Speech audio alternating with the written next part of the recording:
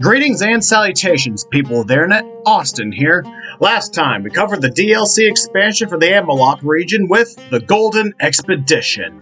We've reached a milestone for me personally, as this is the 10th proper fakemon region in my catalog, not counting region reboots. Over 3 years of doing fakemon. I didn't think I'd get to this point this quickly. Anyway, I based this region off of Italy, something I've been meaning to do for a very long time.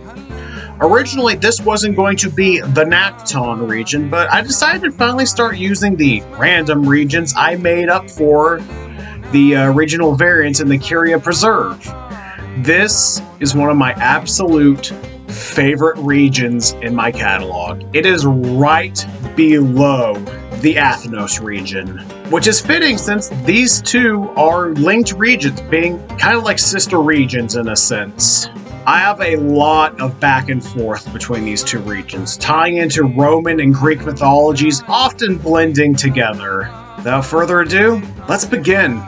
Florana, the tree frog Pokemon. Our grass starter here is based off of the Italian tree frog. This didn't change all too much from the base sketch. The biggest real change was drastically shrinking the lily pad around the neck. Oh, and making the eyes more consistent size-wise. That took a few tries.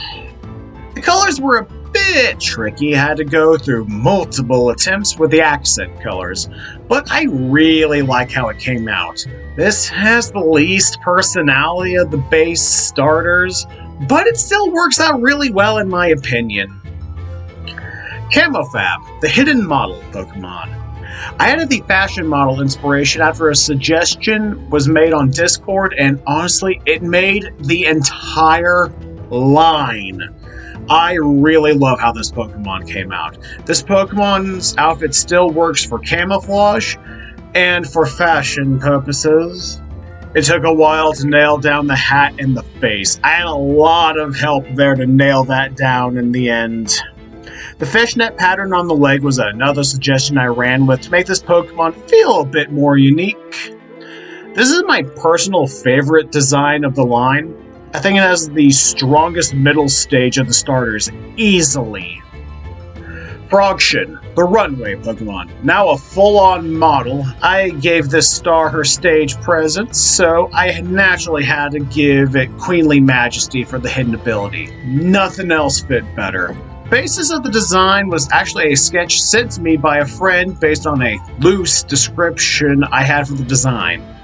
The upside-down flower dress, the moss from the hat, and the fishnet patterns were their ideas that I tweaked into what you see currently. I mainly made the dress bigger, I changed their pose, and added the bush, hair, and the collar. While this wasn't the hardest final starter to design, this is probably the most intricate. And, as such, this is the first member of my in-game team. Cubburn, the sad bear Pokemon. Our fire starter of the region, this is based on the Moriscan brown bear and my personal favorite of the base form starters.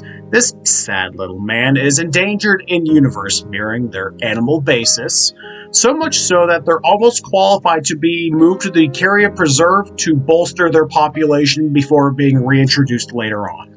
I love how this Pokemon came out, mainly with the fire tail and the little fur collar. I think that helps create a strong silhouette when combined with the overall pose. This definitely has the most personality out of the base form starters, only rivaled by the water starter. I added the purple eyes to break up the warmer colors of the rest of the palette and foreshadowed the secondary typing for the final evolution.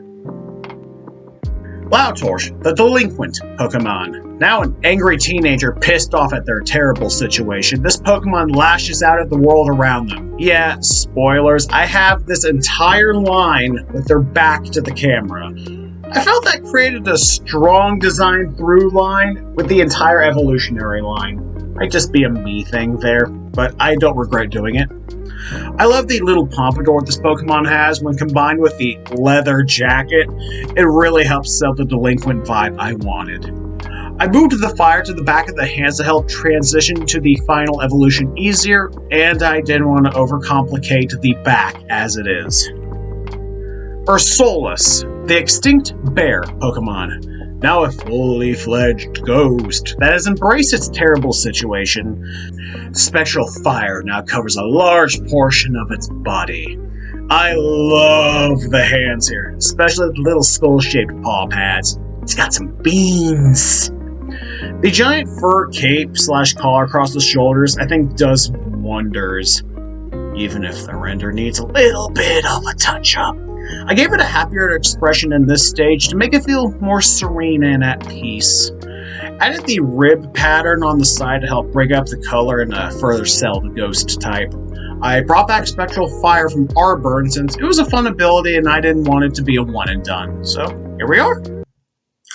Dolphib, the eavesdropping Pokemon. This entire line was a gigantic pain in the ass to design around. But I finally did a dolphin starter, something that was a long time coming. The main theme of the line is espionage and spies. Added the vague headset design on the side to help it feel more like a spy and to break up the colors. The bubbles they hold are the focal point for the entire line, mainly used as a recording device. I gave them an evil expression because they enjoy being little assholes. Obserfin, the espionage Pokemon. This took so damn long to get down. I had to go full James Bond with this design. Originally, the pose was more superhero coded, and the bubble was at the end of the tail, but I had to redesign that since it did not work in the slightest. I had a lot of help with the redesign, streamlining the suit mainly, and making the bubble on the lapel like a flower/handkerchief you'd see on a suit. I love the kelp tie. I think that really helps tie, pun intended, the design together. I added the vague sunglass pattern over the eyes to add more green and to give it more of a man of mystery vibe. It has a decent shiny. Reconnaissance, the Spy Master Pokemon. This one gave me the roughest time out of the final starters. I could not get a design to look good no matter what I did. Thankfully, I got some major help with this one thanks to some friends on Discord. If you like this design, you have them to thank. With their help, we went with an old school spy design with a bubble bowler hat and a sleek suit. The bubble listening devices were suggestions when I was reworking the design in the Discord chat I'm a part of. Like the Dex entry said, if the sound type didn't exist, this line would still be a water dark type. I try not to reuse starter typings if I can help it, the Cosme starters being an exception. Overall, really proud of this starter trio. I think they're actually one of my strongest. Glisnack, the edible mouse Pokemon. The Route 1 normal type of the region, this is based on edible dormice and galariums. I believe I'm pronouncing that correctly. A container used to keep edible dormice alive before the ancient Roman/Greek used to eat them. I based the entire line around this factoid, hence the classification and the galarium around the body here. I really like this one. It's super simple, both in design and mental faculties, but it works perfectly to get the point across. I went with blue just to make the design more Pokemon-y and less boring overall. If I had gone with gray or brown, this just would have been a normal-ass mouse. Pun intended. Oblivious and Thick Fat make more sense with the evolution, so let's talk about that. Dormunch, the rotund mouse Pokemon. Now part fire type since they would often cook the edible dormice in ancient Greeks/Rome. This Pokemon cooks the food given to it as they are constantly fattened up by gourmands across the world before eating them. This chonker got so big it broke the galarium around it, now acting as a hat and a pseudo diaper, for lack of a better word. Underpants might have been better in hindsight, but here we are. Anywho, I mainly wanted to convey the fire type through colors rather than having the Pokemon be on fire. I have enough of that down the line with other Pokemon in this region. This is one of the strongest Route 1 normal types in my catalog. Legendaries, the soldier worm Pokemon. This entire line is based on Roman centurions. Fun fact, this was originally part of a canceled fan game I worked on before the project sadly fell apart over time. They were going to be used by the evil team of the game, and that would probably be the same case in this hypothetical game/region. I wanted this design to look like a common foot soldier in an army, with the vague centurion helmet design and spiky limbs for protection. I gave it stamina to help with their terrible defenses otherwise. Scootcoon, the shield bug Pokemon. The middle stage here continues the army theme, but in a different sense. This is being based around a Scudum shield. I won't go into detail since you can see that with the reference photo on screen here. The redesign for this mon was easy, but very much needed. The original had a very boring silhouette. I didn't push the original design nearly far enough, something I forced myself to do more often with the other Pokemon I brought over from that project into this region. I will say, I think this has the weakest shiny of the line. I don't think there's enough contrast here. Centiurion, the general Pokemon, the final evolution of the line. This is the general of their units, being based around Roman Centurion officers. I turned the antenna into the plume you'd see on Centurion officer helmets. This had the most drastic redesign going into this region. The original I had was dog water. Full transparency in case they're watching. A very talented artist on Discord and our group did a redesign for this Pokemon at one point, and they did a very wonderful job. I hope you're doing well, buddy. When I wanted to bring this Mon in, I wanted to make sure it was different enough from there, so I didn't feel like I was just stealing their design. So I made the arms a lot bigger up front, smoothed out the lower body so it had more interesting silhouette, and I made the eyes black and red for the scary factor. This is one of my favorite bug types that I've ever done. Oh, in case you're wondering why this isn't bug steel, too easy, and I didn't want too many steel types this early in the region. Stallbird, the Squire Pokemon, our Route 1 bird of the region. This tiny fella is based on Italian sparrows and knights. Well, squires in this case. I know this has major overlap with Corviknight from Galar, so I leaned into that with the Dex entries. This is the main predator of Legendaries and Scootcoon in the region, training against them to develop into hardened warriors or get eaten alive in the process. I based this design off of an Italian knight helmet that I cannot, for the life of me, seem to find. Future me! If you find it, post it here so I don't look completely crazy, please. I played around with the colors a lot here. At one point, this was gold, but I changed it since there was too much color overlap with Legendaries. I did like one attempt to make it blue, so I made that the shiny. Lastly, I made the eye pink, just that splash of color. Egaland, the shield wing Pokemon. I added shield elements to the design mainly with the wings forming an iron defense when put together. This might be my favorite Route 1 flying type so far in my catalog. I love how this Pokemon came out. If Corviknight is the Black Knight design-wise, this is the White Knight to further play into their rivalry. The only major difference is that this Pokemon refuses to be the taxi service of the region. This was more or less actually perfect from jump. The only major change I had to do was make the wings have a tiered look with the feathers and add the dark gray tips at the end.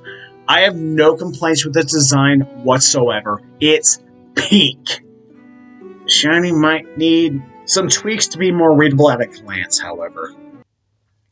Masking Goat, the cruel goat Pokemon. This devilish little shit here is based on the Mascandana, an Italian goat-like creature that delights in scaring people. There isn't a super clear description that I could find, so I just winged it based on the loose bits I could find. So I made it a dark-type goat that loves to mess with people. Had to give it Intimidate for this reason. It only made sense. Overall, a very simple design. I had to make the shiny full red to play into the connection between goats and demonology. Plus, I just think it looks cool. Night Momo, the cruel goat Pokemon. This nightmare is the evolved form of masking goat once it's given the dread mask item. It now throws in the Momoti elements into the design. The Momoti is a Sardinian boogeyman, essentially, that wears a long cloak with a very, very long beard. So I designed this Pokemon to be wearing a giant, elaborate mask with fur covering the body to resemble the coat and beard, hiding the true Pokemon underneath. I almost had the arms showing, but I figured the less we see of the Pokemon, the scarier it gets. The horns and the overall color balance took the longest time to tweak with this design. I wanted this Pokemon and another in the region to fulfill a different role, so I created Terrorize as the special version of Intimidate. One of my favorite new abilities created for the region.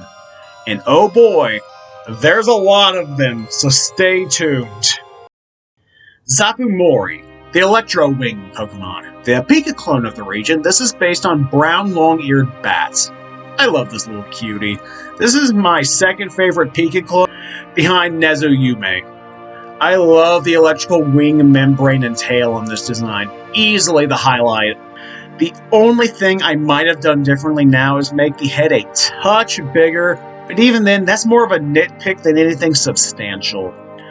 The cheek pouches actually gave me some issues. They just didn't look right no matter what I did. Top 3 Pika clone for damn sure. Straw Baby, the Sweet Cat Pokemon. Our early 3-stage grass type line, this is based on Strawberry Tree. Before you ask, no, they have nothing to do with actual strawberries.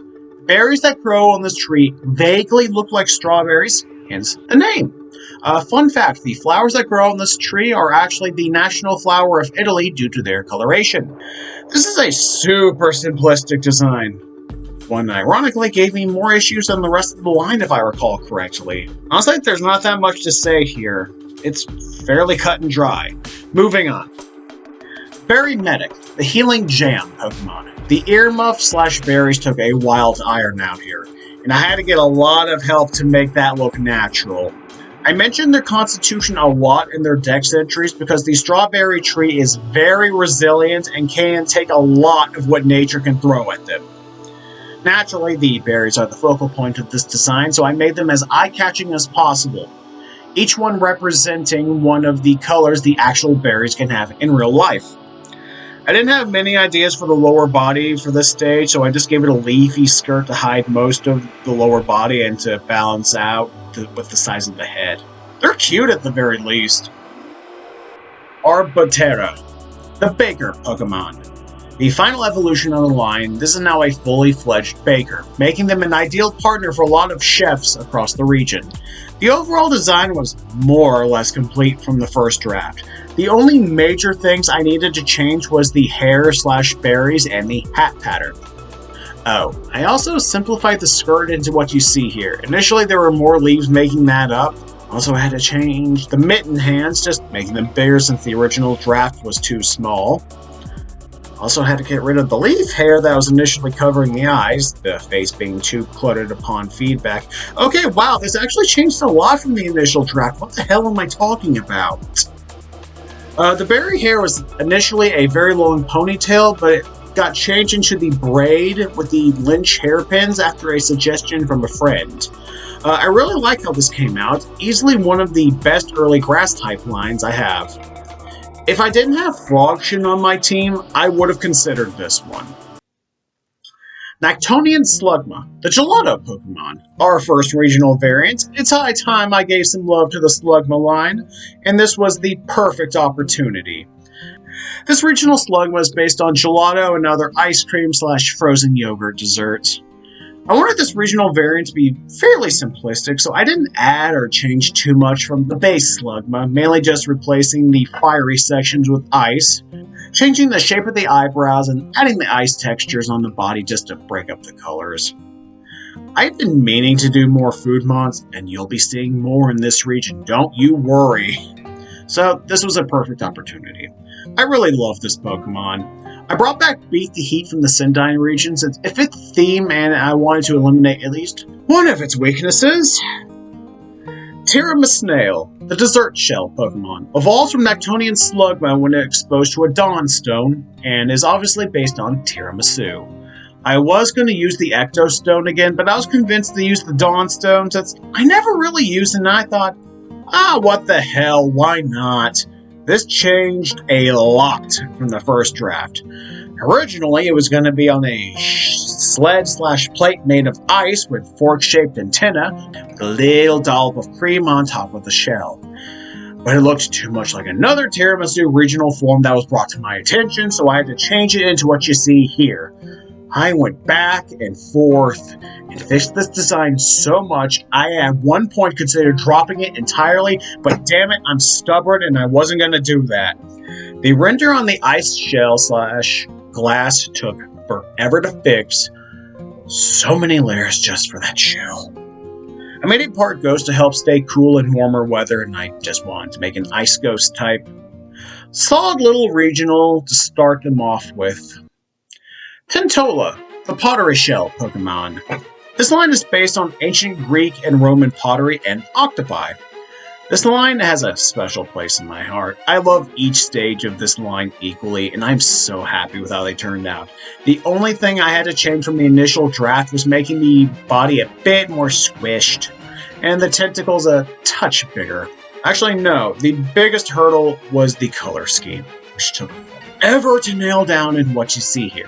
It was just way more elaborate at one point, and I had to drastically simplify it for a base stage. But thankfully, it turned out well. I really like the shiny for this Pokemon.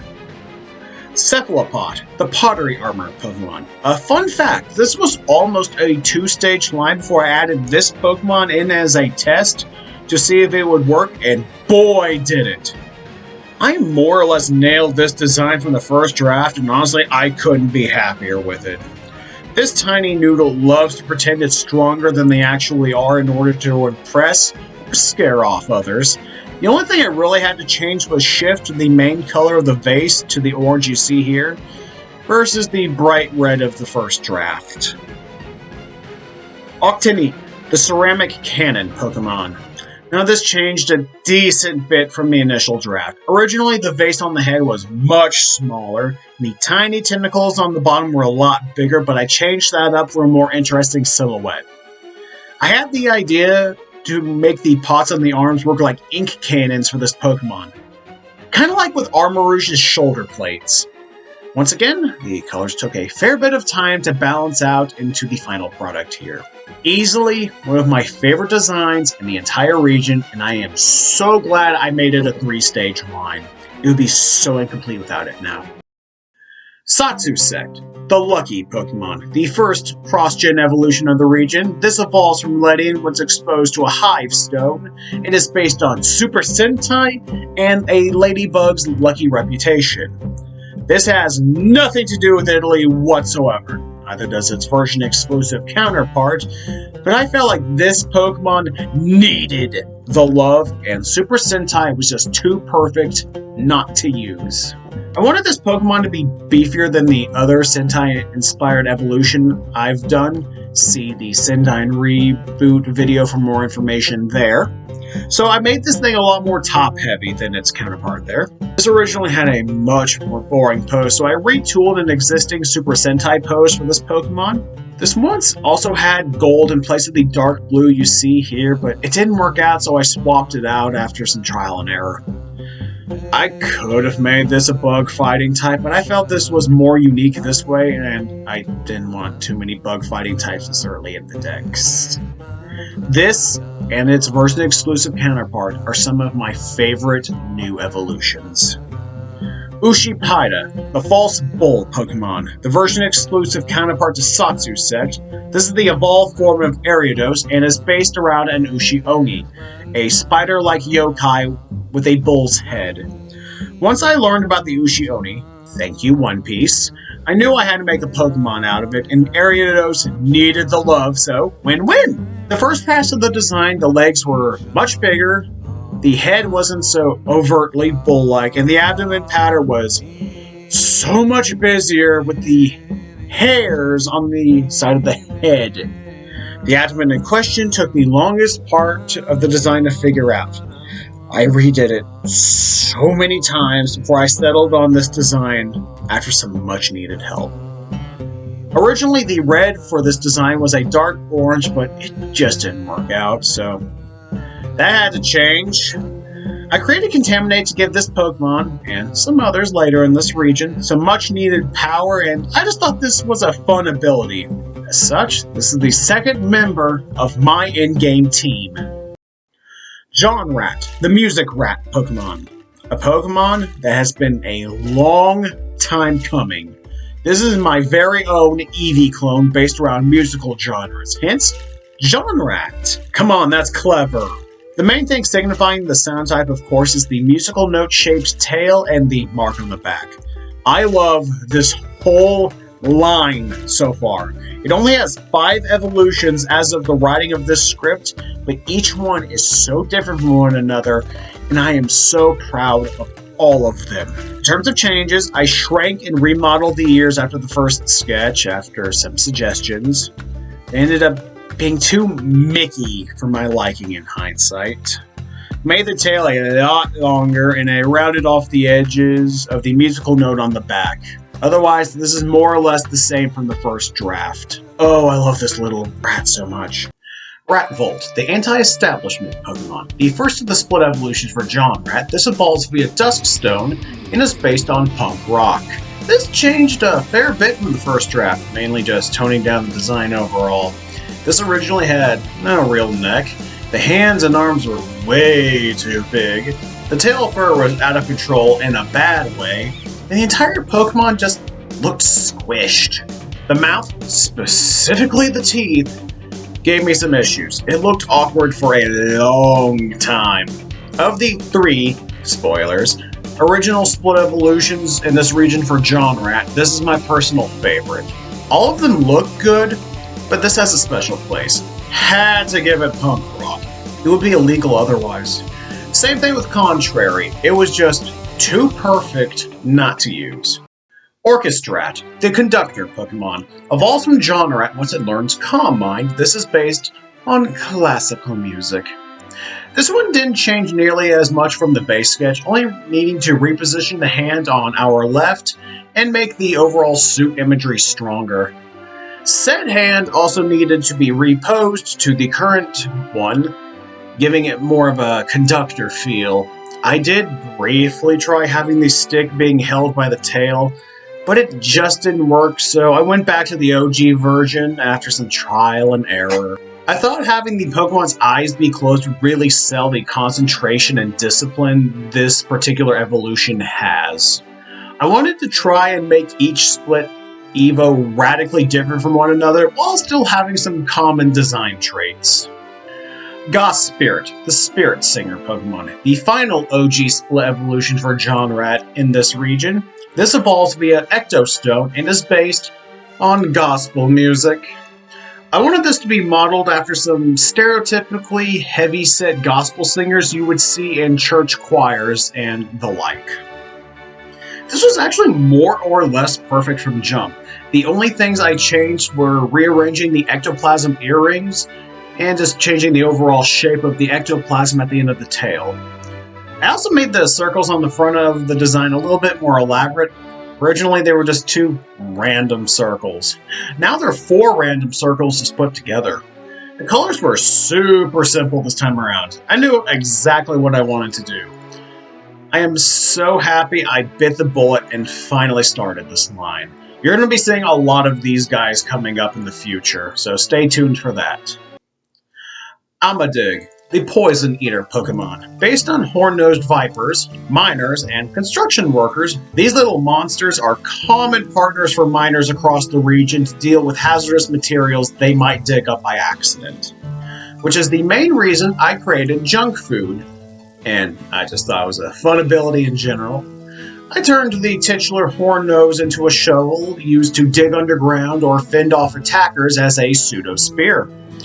The construction worker / miner deck was a suggestion since I originally didn't have a secondary concept for this design. Thankfully, their suggestion saved the entire line. Oh, I cannot thank them enough for that. Excavaviper, the Poison Eater Pokemon. Aside from updating the pattern alongside the body and making the helmet a touch more ornate, this was more or less complete from the first sketch. I know this looks similar to Seviper. It's just how I draw snakes in general. That, and Seviper is the GOAT. Don't at me. I made the neck look like a sleeveless yellow safety vest with the orbs being the arms sticking through. Had to give it a pickaxe tail. Perfect for a mining Pokemon. This thing is a lazy little shit compared to its Prevo, acting like a foreman ordering their men around without doing that much of the work themselves. While this isn't the most interesting Pokemon, it actually has a super unique symbiotic relationship with the next Pokemon.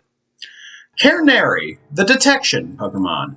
Based on canaries in coal mines, these Pokemon will detect any toxic materials they come across during mining operations, calling in Excavaviper to eat it in exchange for protection from their predators. The face is covered in soot. Probably should have recolored that section to sell it further like I did with the Emelopian Kilowattrel line. The patterns on the wings are supposed to allude to the cages canaries were often kept in, though simplified to what you see here. There was originally a little bit more to that. I love the exclamation point / mining helmet light on the forehead. I think that's a super fun detail. Especially since in-game it would actually glow when they're next to toxic materials or other poison types. I love making in-universe dynamics between Pokemon. They're always fun. Nactonian Caliber, the Nectar Sniper Pokemon. Based around spaghetti westerns, I finally brought back regional variants of my own fakemon. It's been a while. This was one of the first Pokemon I thought of when I was brainstorming this project. The first draft of this design didn't change enough, but a design suggested to me really helped turn it around. In place of the bullet feathers like the Texican version, this one is modeled after tassels on a poncho, going full the good, the bad, and the ugly. Naturally, I had to give it a cowboy hat, though the Sheriff Star was added as part of that suggestion I mentioned earlier. If you look closely, I gave it little crosshairs in its eyes with the pupil being the center. I thought that was fun. I made the shiny a play off of the good sheriff versus the desperado, or the corrupt lawman versus the stranger. Voltorch, the Sun Scavenger Pokemon. Based on Eurasian Griffin Vultures, I had to really resist the urge to turn this into an actual Griffin. I didn't want to overlap with the Griffinal line, so I had to keep it as a normal burb. This didn't change too much from the first draft. I did at one point make the plumage a lot bigger, but it did not look good, so I scrapped that aspect and went back to the OG. I also played with the colors a lot, mainly with the wing and eye colors, trying to balance out the entire palette. There isn't too much to say with this line, it's fairly bare bones. Oh, I don't know if the recording's going to pick this up. If I sound a little echoey, that's because our house is getting renovated and my room's currently a little bare bones, so bear with me there if it comes through on your end. Full Vulcan, the False Griffin Pokemon. Parts of this design were based off of a sketch sent to me by someone working off of a vague description I wrote down for this line before I had actually committed to a design. This didn't need to change a whole lot from the base sketch, mainly just fixing what was already there. Mostly with the shapes of the body. I added vague Griffin elements to the design, mainly with the hanging stark arms in the front and the pseudo lion tail with the tail feathers. Oh, one other thing that changed was making the flames up top a lot bigger and more prominent with the design. They were a tad puny on the first draft. I really love how this Pokemon came out. It's way different from my other Vulturemons in my catalog, and the vague Griffin elements I thought were fairly clever in execution, but that's just me. Doquatris, the Quadruple Dragon Pokemon. Our next cross-gen evolution, this evolves from Dodrio once it learns Dragon Rage and is based on the Cockatrice. I know I technically did a cockatrice with the Bacilli line in the Athnos region. I did say there would be some overlap. Out the gate, the biggest change I had to do from the first draft was making the heads a lot bigger. They were positively pathetic in the first draft. Secondly, I had to shrink the legs a touch. They were a bit too thick for this Pokemon and needed a nerf. I based a lot of this design around the cockatrice / basilisk from Delicious in Dungeon, aka Peak Fiction.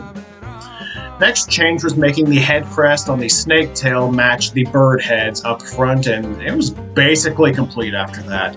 I think this is easily one of my best evolutions, not only in the region, but in my entire catalog. Oh, I really wish I had room for this thing on my team. I don't. Scoreroot, the siphon-tailed Pokemon. This design is based on the scrapped beta Scorpion design that got leaked, I believe during the big Terra leak fiasco last year. Might have been beforehand. They kind of blur together to me after a while. Anywho, in terms of changes from the base sketch, I made the head a lot bigger, made the limbs a lot smaller, and removed some of the extra spikes on the tail. Essentially, I made a possible evolution first and then scaled it back dramatically for this Pokemon. The second pass of the design is basically what you see currently, sans a few tiny alterations. Originally, the color scheme of this design was very Christmas-coded for whatever bizarre reason. I think this is a pretty good, albeit trimmed down version of that original beta sprite, and I think it's weirdly cute. Noctero, the Desert Migration Pokemon. The evolved form of Scoreroot via Firestone, the OG design of this Pokemon was boring. All the major elements from this design were there, but the pose was hot garbage. I based this guy's proportion off of the Scorpion lore from Black Myth Wukong, mainly with the upper body. The second pass was pretty much the design you see here, minus a few corrections that were pointed out to me after the fact. The colors took a few tries, but overall it wasn't too much of an exhausting process this time around. I rather like this Pokemon. It's a solid Scorpion among the others. Spoilers, this is far from the only leaked/scrapped design shown off during the Terra leak that I decided to bring into this region. Rotom Java, the Plasma Pokemon, the first of the two new Rotom forms. Rotom transforms into this one given the Cappuccino Machine item. The OG version of this design was mid as fuck. Hell, both of the designs for the Rotoms started off rough in this region. Originally, this had long, wavy arms and they looked like crap, so I had to lose those ASAP. The only thing that really didn't need to change was the expression. That was solid from jump, in my opinion. The dashed boundary along the Pokemon was a suggestion to help better showcase the jittery nature of this Pokemon when combined with the coffee cup up front. I originally had this have a coffee cup at the end of each of its hands before it got combined into the one you see here. The Pokeball pattern was another suggestion to help give this Pokemon a bit more of an interesting design and help out with the color balance. This almost actually had gold energy surrounding it to play into the phrase liquid gold when it comes to coffee, but it was too close to Rotom Fan. Rotom Tomb, the Plasma Pokemon, the second of the Rotom forms of this region. This happens when you give Rotom the Broken Boombox item. I cannot begin to express how bad the OG version of this design was. I modeled it after an old hand radio, and it just looked like crap. It was only after a second look that I realized how unrelentingly mid that design was. Had to completely redesign it. I went with the boombox for the second attempt, and it was basically history from there. I only had to change a few tiny details from that sketch, mainly just removing some clutter near the mouth. The vague idea of the energy shape here is I wanted it to look like someone was carrying a boombox on their shoulder. I thought that was clever, even if it's not apparent at a first glance without context. Oh, I also had to add the spike on the side of the body to keep the line consistent and to allude to an antennae. This was a lot of work, but it was more than worth it. This is my personal favorite of the 2 new Rotom forms. Kleptomelion, the grappling tongue Pokemon. According to my research on Wikipedia, the grappling hook was actually invented in Italy by the Romans in 260 BC. I knew I didn't want to make a rat or a cat for the animal basis for my grappling Hookmon, so I went with the suggestion of a chameleon, and the rest was history. The mask and gloves were thrown on to help showcase the thief aspect of this Pokemon better, even if the Pokemon actually sucks at it. Made it a mono-normal type despite this, since I imagine this Pokemon is actually too stupid to be malicious, but if I do give this an evolution, it will become a normal dark type. Don't you worry. The only thing I really had to change here were the colors, mainly just shifting from blues to red to avoid looking like the Inteleon line. Solid Pokemon, looking forward to designing the evolution in the future whenever I get to it. Grimmamo, the alley cat Pokemon. This tiny kitty is based on the Gatto Mamone, a giant Italian mythical black cat that hunts the back alleys of the country. The original was way too busy, and frankly, too much like Litten with these stripe patterns at the time. So, I cleaned up the patterns and redid the design completely. I only had to do minor corrections with the current design you see here before it was perfect. During the color process, I changed the hue of the purple eyes so they stood out more against the rest of the color scheme. I think this is one of my better Catmons, but I have so many of those that's kind of debatable. Gaton, the alley cat Pokemon. The evolved form of Grimmamo, once it learns Bulk Up, this chonker is actually the first properly fat cat Pokemon I've ever drawn. I know, that surprised me too. This legitimately did not change at all from the base sketch. I knocked it out of the park the first time around.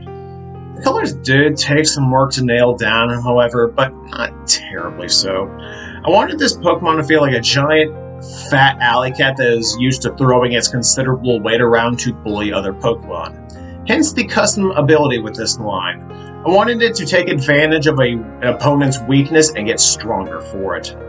I love the bone toothpick for this Pokemon. I think it adds character and is a nice splash of contrast against the darker color scheme. The shinies for this line are just overall okay. Motocycle, a mount Pokemon. Our next new evolution. This is the evolved form of Go-Goat once exposed to an Ice Stone and is based on motorcycle choppers and ibexes. This changed a lot from the first draft, drastically simplifying the design into what you see currently on screen. Originally, the grass tail and collar covered the entirety of the back, and it had an actual fur tail underneath that. The legs were a lot busier with the fur breaking up the silhouette, so I simplified it to the grass you see here.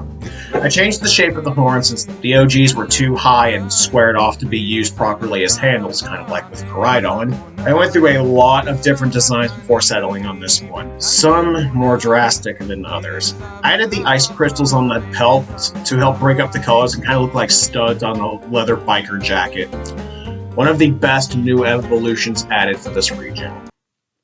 Nactonian Fungus, the mushroom Pokemon. Based on Mazapegals, Italian elves that come out at night and cause mischief. This went through a good amount of changes from the first sketch, mainly just with the mushroom cap. I made it more like an elf hat as time went on, adding the hair in the back after a suggestion and sketch from a friend.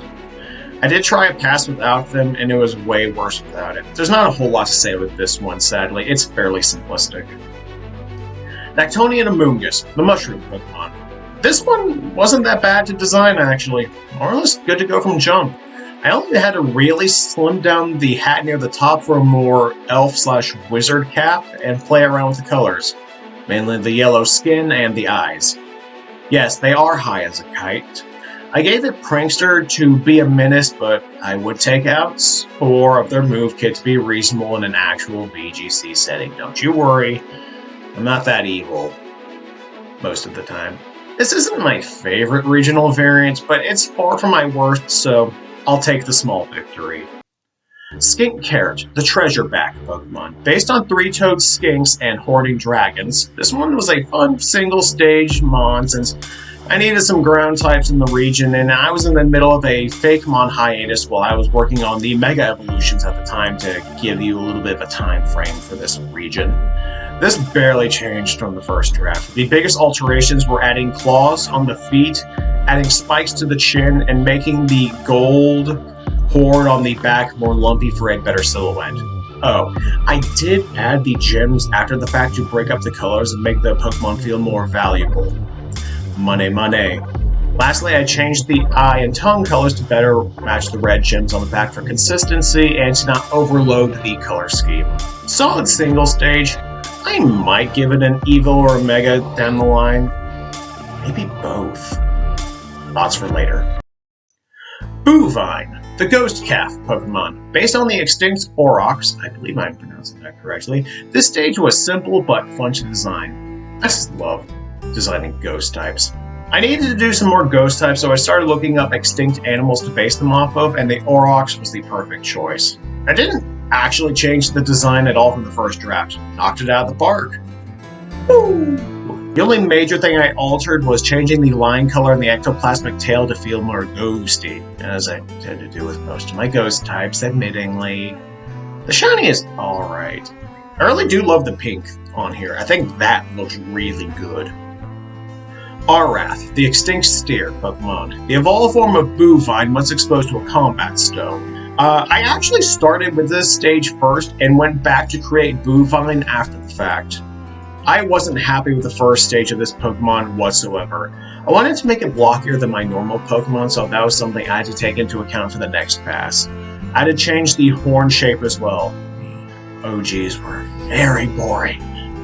So I added the balls at the end of the horns, as well as the intricate etchings onto the gold sections, modeled after ancient wine goblets that would be made from hunters taking their horns as trophies. I made the front half a lot bigger and I shrank the lower body, smoothing out the legs as well. The legs in particular had to become a lot more rectangular in order to really get that shape language I wanted. It took 3 tries to iron out this Pokemon, but I'm glad I did so. Hootworm, the fake owl Pokemon. The first convergent of the region, this line is based on European owl moths. This was actually made much later in the dex, but I moved it up since I wanted to spread my convergence out evenly, and I needed some bug types in this spot in the dex, so win-win! Of the 2 stages, I think this is easily the better of them. The biggest hurdle was the lower body / foot. That was a pain in the ass to properly figure out. I had to give the lower body a little bit more of a curve, but other than minor color correction, this Pokemon was more or less good to go. Spoilers, there is no convergent version of Athenowl, at least not yet anyway. I might do that in a region reboot or add it as part of a DLC, but I didn't think I could stretch this concept far enough to do that Pokemon. Noctomoth, the fake owl Pokemon. The evolved form of Hootworm, this convergent Noctowl was a pain in the ass. Originally, this had much smoother wings with a triangle pattern on the outside to reference Noctowl's feathers. It had no pupils, no eye pattern on the inside of the wings whatsoever, and lastly, it didn't have the tiny little pair of arms it does currently. So yeah, suffice to say, it sucked pretty hard. Next pass, I flattened out the head, changed the wing shape, and added the vague, unknown pattern on the wings. Lastly, I added that splash of color at the end of the thorax so the feet wouldn't get lost in them. Pain in the ass, but a solid convergent Pokemon. Buckshot, the hollow antler Pokemon. I had this Pokemon and pun in the works for a long time at this point. Just waiting long enough to bring it into the region, and I love it. Yes, I created the Pokemon to use the pun. None of y'all are surprised at this point. The first pass was a little rough since the antlers were just straight up guns, more or less, and the legs were a touch boring. The orange around the eyes is supposed to resemble safety glasses you'll see some hunters wearing to just bring up the color scheme.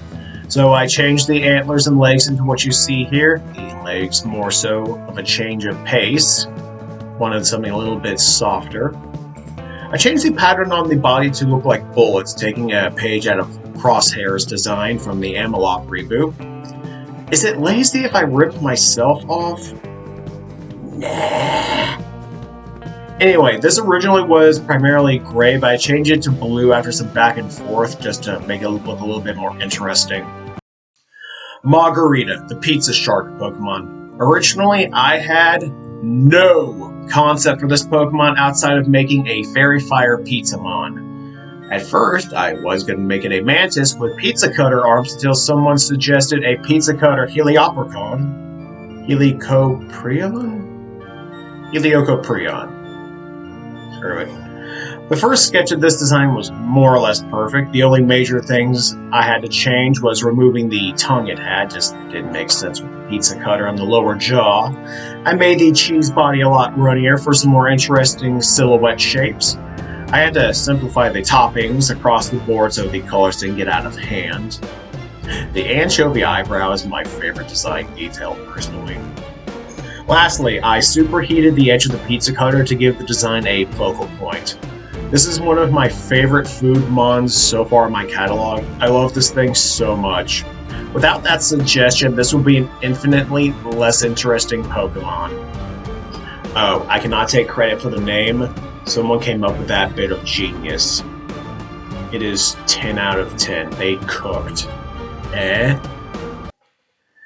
Electrotide, the bolt fin Pokemon. Our little friend here is based on flying fish. I know. You could have made this a water flying type. That's too easy. I wanted a challenge. And I needed electric types.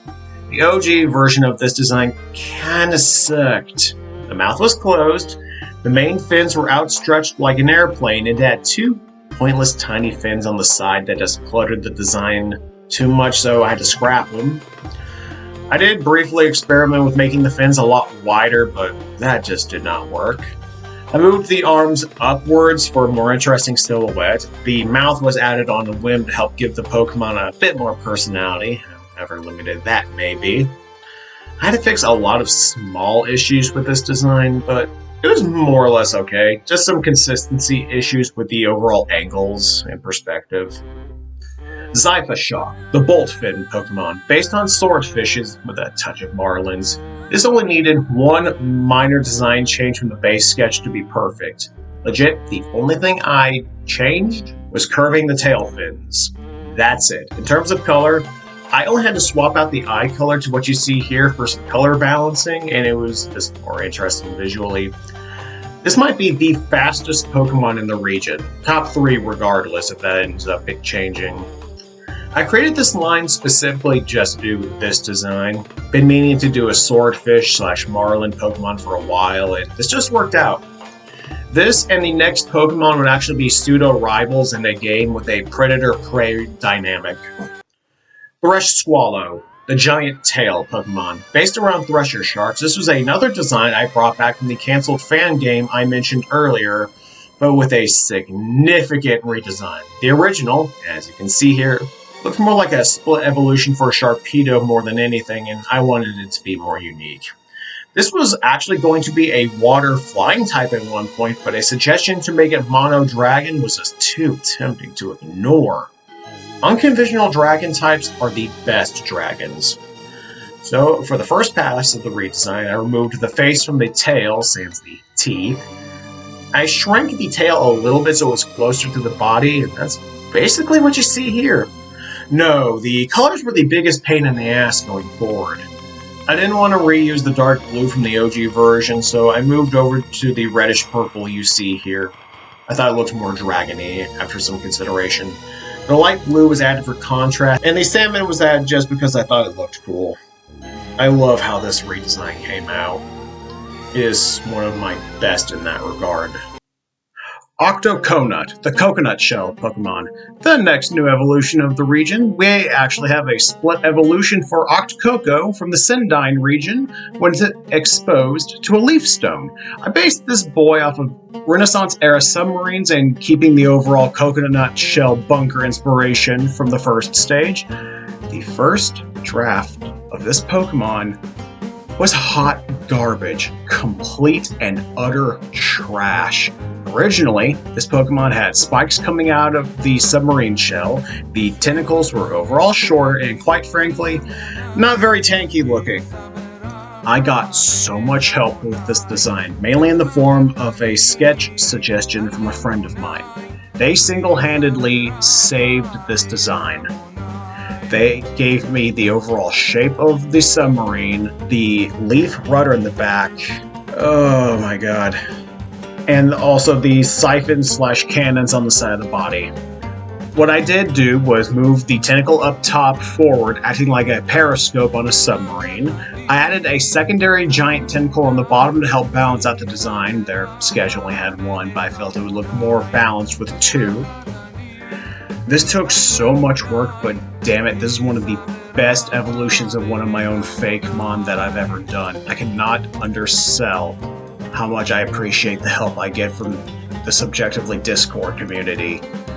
Y'all have helped me so much. I just wanted to shout all of y'all out if any of you were bothering to listen to this in the background while you work on your own stuff. Thank you. Nactonian Licky Licky, the Tongue Strike Pokemon. So, this was originally going to be either a regional or a convergent Pukumuku based on the Biscoin, but once I saw the leaked beta Licky Licky, I knew I had to do something with it. This evolves from Lickitung once it levels up knowing Dragon Rage while in the Nacton region. Before anyone says, that doesn't make sense with the typings, Alolan Marowak would like to enter the chat. The OG version of this design had a bigger crown on top of the head, a larger tail, and more claws on the hands and feet. I had to scale that back to get the current design in the next pass. Originally, the shiny was the base design, but I decided to swap it around after some back and forth there. I think the blue looks really good, helps sell the dragon type very well. I wanted to do a dragon type normalized for a while, and I thought it would be a good fit. I did not come up with a name, however. That was a suggestion after I was racking my brain forever to figure something out. Overall, a very solid regional variant. Corsicaearth, the Earth Thumper Pokemon. Based on Corsican hairs, this tiny bun barely changed from the first pass. God, if I had $1 every time I've said that this video, I could probably retire. The only thing in the base design that had to change was giving it more of a neck and just overall reworking the back legs. The colors also changed a good amount this time around, originally this being black and red with blue accents. I kept swapping colors around until I finally landed on this. I mainly created the line to do the evolution and its basis, but this was a solid foundation all around. Orcolag, the Tremor Stomp Pokemon. Now throwing in the Orcolot, an Italian earthquake giant, into the mix, this big old boy can cause earthquakes by stomping their feet in their fury. The proportions on the first pass sucked. It just looked awful. Way too skinny for the design to really work. Thankfully, the basis of the design worked, so I didn't have to change a lot in some areas. Only in the head. That was actually kind of perfect. The feet perspective did change near the end. I missed something obvious in hindsight, so that had to be reworked. The second pass ironed out the proportion issues, and in terms of color, I only had to tweak a few shades here and there. I love doing Pokemon based on mythical creatures, and this is no different. Chef Phantom, the Ghost Gourmet Pokemon. This pest is based on Rose Sheffers, I believe I'm pronouncing that correctly, and is a poison ghost type because it eats dead matter, including souls. The first pass of this Pokemon was completely different from this one. It was so generic, I had to change it. I hated looking at it when writing for the script. I tried a few different passes, most of which sucked, until finally the third pass nailed the overall design. Originally, the purple and green were swapped, but it read more as Bug Ghost on reflection, so I had to change that. I did try a deep red at one point, replacing the purple, but it did not look good. Overall, my favorite design detail is the skull pattern on the back. It's simple, but effective. All in all, a good mon. Sheepup, the herder Pokemon. This goodish boy is based on Maremma sheepdogs and actual sheep. I love this floofy pupper. The first pass was awful. It looked too much like all of my other dog Pokemon. The second pass got closer to where I wanted it, but the face was still too close to some of my other work for my taste. The third pass ironed it out more or less the final design, aside from a few proportion issues. I simply just had to simplify the floof on the lower body, mainly just erasing some of the details. I think the render on the fur is kind of mid on reflection. It's too dark nowadays. I had to change the shapes here and there to make them stand out silhouette-wise, but overall, I love this floofy boy. Shepherd, the herder Pokemon. Now based primarily on Old English sheepdogs, this Pokemon actually had a solid foundation from jump, but I played the original too safe. There wasn't nearly enough floof or chonk, so that had to be remedied immediately. The second pass really fixed a lot of my issues, only needing to fix the feet hidden by the floof. Didn't have any major issues with the color, so that was smooth sailing. The sound type is only really maintained through lore and the hypothetical moveset, not so much visually. I would just love to pet this boy, even if I'd get crushed if it laid on me. If the sound type didn't appear from the Nacton region onwards, this would still be a normal fighting type, FYI. Goofowl, the dark owl Pokemon. Based on the Strix, a mythical owl creature, this Pokemon is a menace at night. I only had to make a few changes, mainly separating the legs a bit and adjusting the angles of the wing and tail, perspective-wise anyway. It was just too flat otherwise. Anywho, this flying asshole really didn't change that much at all aside from that. I put these spots on the wings to look like eyes, same with the 2 dots on the forehead. I probably don't have to explain why it's a dark flying type. This isn't a super special Pokemon design-wise, but this Pokemon and the next handful have a fun dynamic in the region. Spadecrow, the Farm Spectre Pokemon. My favorite Pokemon line in the entire region, bar none. This whole line is based off of farm equipment and scarecrows. Fun fact, the original idea for this line was making a man-made Convergent Sunflora line that acted like scarecrows, but they looked like trash. I scrapped the idea and turned the line into proper scarecrows. The first pass of this design was a lot simpler, essentially a sheet on a stick with a shovel at the end. The second pass was a bit better with the ectoplasm straw in the hands, but the third pass is where it all came together. Had to move a few stitches here and there, but this Pokemon was complete fairly quickly. Colors did change a few times around before I settled on this. Oh, this turned out so great. Repent, the Farm Spectre Pokemon. So this stage was actually almost scrapped at one point when I was debating if I wanted to make this a 2 or 3 stage line. The overall design was complete from jump, but I had to repose this Pokemon a few times since on the first pass the scythe covered up too much of the body. The second pass was closer, but the angle of the scythe arm was wrong, so the Pokemon looked off balance. It didn't help that the leg in that one was in the completely opposite direction of what it should have been. I made the cloak bigger on one side to help it look more unique and balance out the Pokemon weight-wise on each side of the body in the third pass. This easily has the best silhouette out of the entire line. Possibly the best name, but that one's debatable. Harvest Strike, the Farm Spectre Pokemon. The final evolution for the line, this is one of, if not my best, Ghost-type Pokemon in my entire catalog. I based parts of this design off of a sketch sent to me for the final evolution while I was working on Repent. The first major thing I had to do with the overall design was shrink the leg/pole since it was way too long in the first pass. And lastly, I had to shrink the sickle hand since it was way too big, and I didn't think this Pokemon needed to really compensate for anything. The colors for the clothes took the longest time. Originally, I tried out some dirty yellow for parts of the patches, but that just looked awful. I swapped that out for a pale green. It was better, but not quite there, until I finally settled on the current color scheme.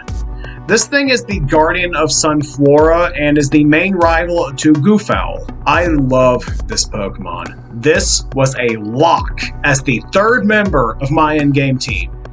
Yeah, I know, there's a huge gap between my team members. It just kind of worked out that way. Sorry, not sorry. Suntinel, the Sun Pokemon. The long overdue evolution for Sunflora. Man, I gave so many Gen 2 Mons new evolutions. When exposed to a Dawnstone, this is based on black sunflowers. At first, I was going to make this a grass dragon type, but I needed some fairy types, and honestly, this felt more fitting as a grass fairy type. Thanks to a suggestion, I added some Eclipse elements into the design, with the face and petal colors. I made the neck skinnier and the face overall smaller.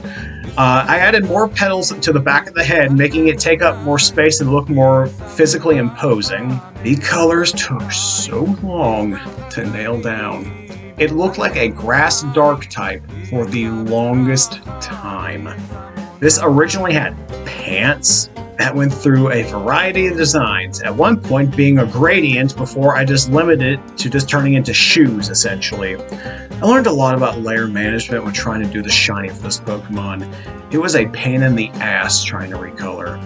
Really solid evolution. Not my best, but I am glad I made it. Salava, the Molten Lizard Pokemon. Based on Italian cave salamanders and volcanoes, this line was a lot of fun to design. Once again, not much of a change from the base sketch, only minor proportion and pattern changes. Color-wise, I mainly just lightened the main shade of red for the body and the black of the hardened magma armor. I made the drool/tongue bigger for a more interesting silhouette, and lastly, I added a glow in the center of the body to really sell the heat of the Pokemon. It made the entire design come together in my opinion. I love how it looks. The shiny's alright. I mainly just made the armor an ashy gray. Salamagma, the volcano lizard Pokemon. Other than making the tail bigger, rearranging a few cracks on the body, this Pokemon was perfect.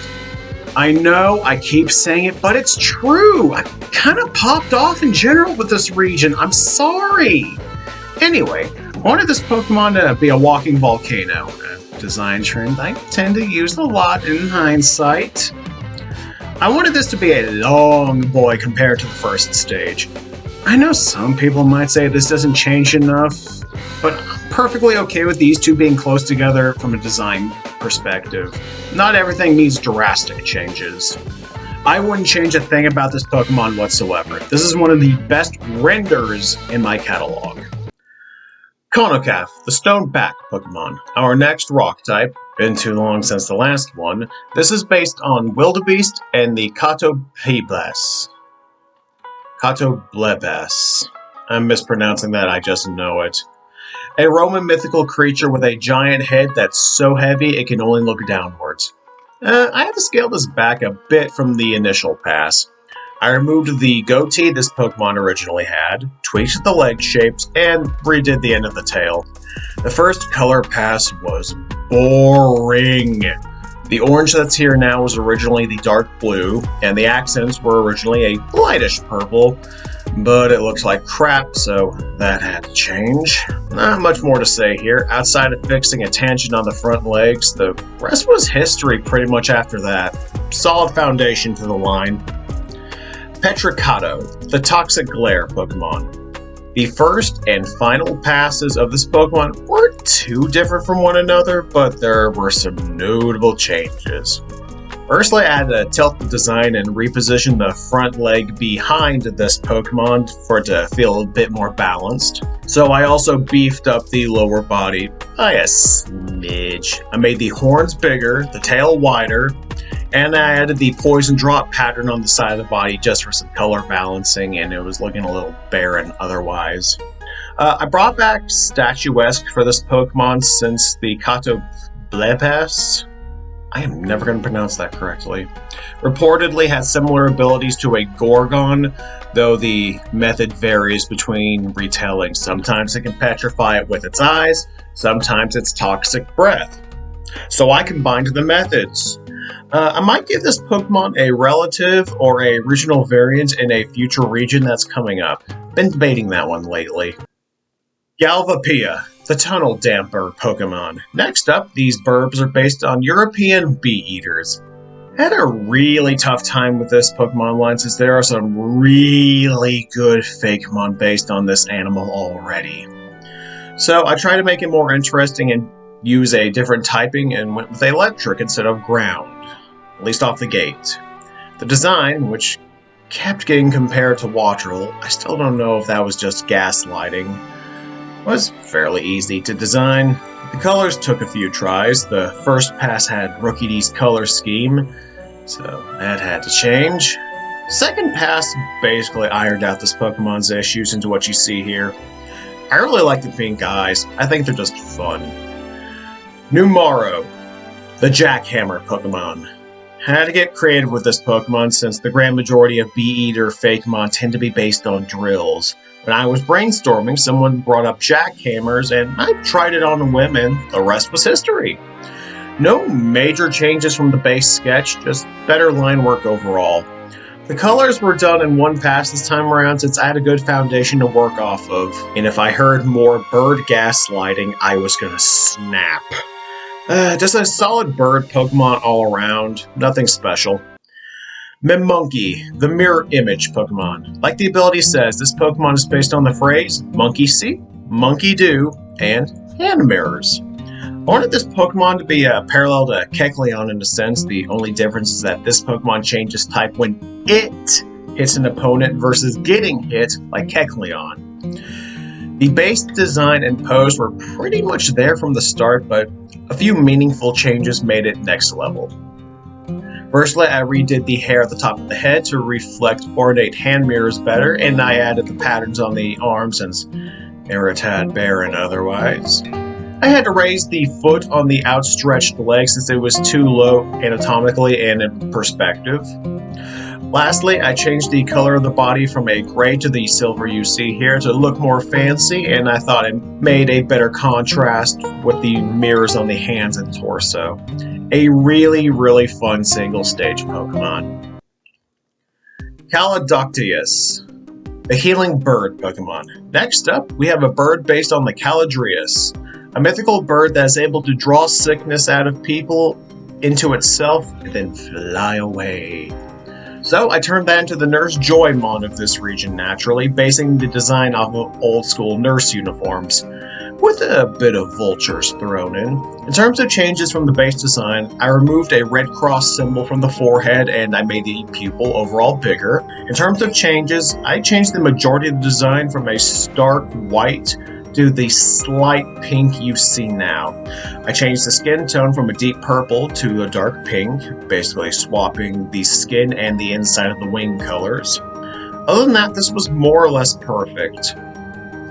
I created Vaccine to help deal with the other very powerful poison types in this region, and it just seemed fitting for an ability. This and Mimonkey would be version exclusives. Voltangui, the Thundertail Pokemon. Another Pokemon brought in from the cancelled fan game. This line is based on electric eels and ancient medical applications used by the Greeks and Romans.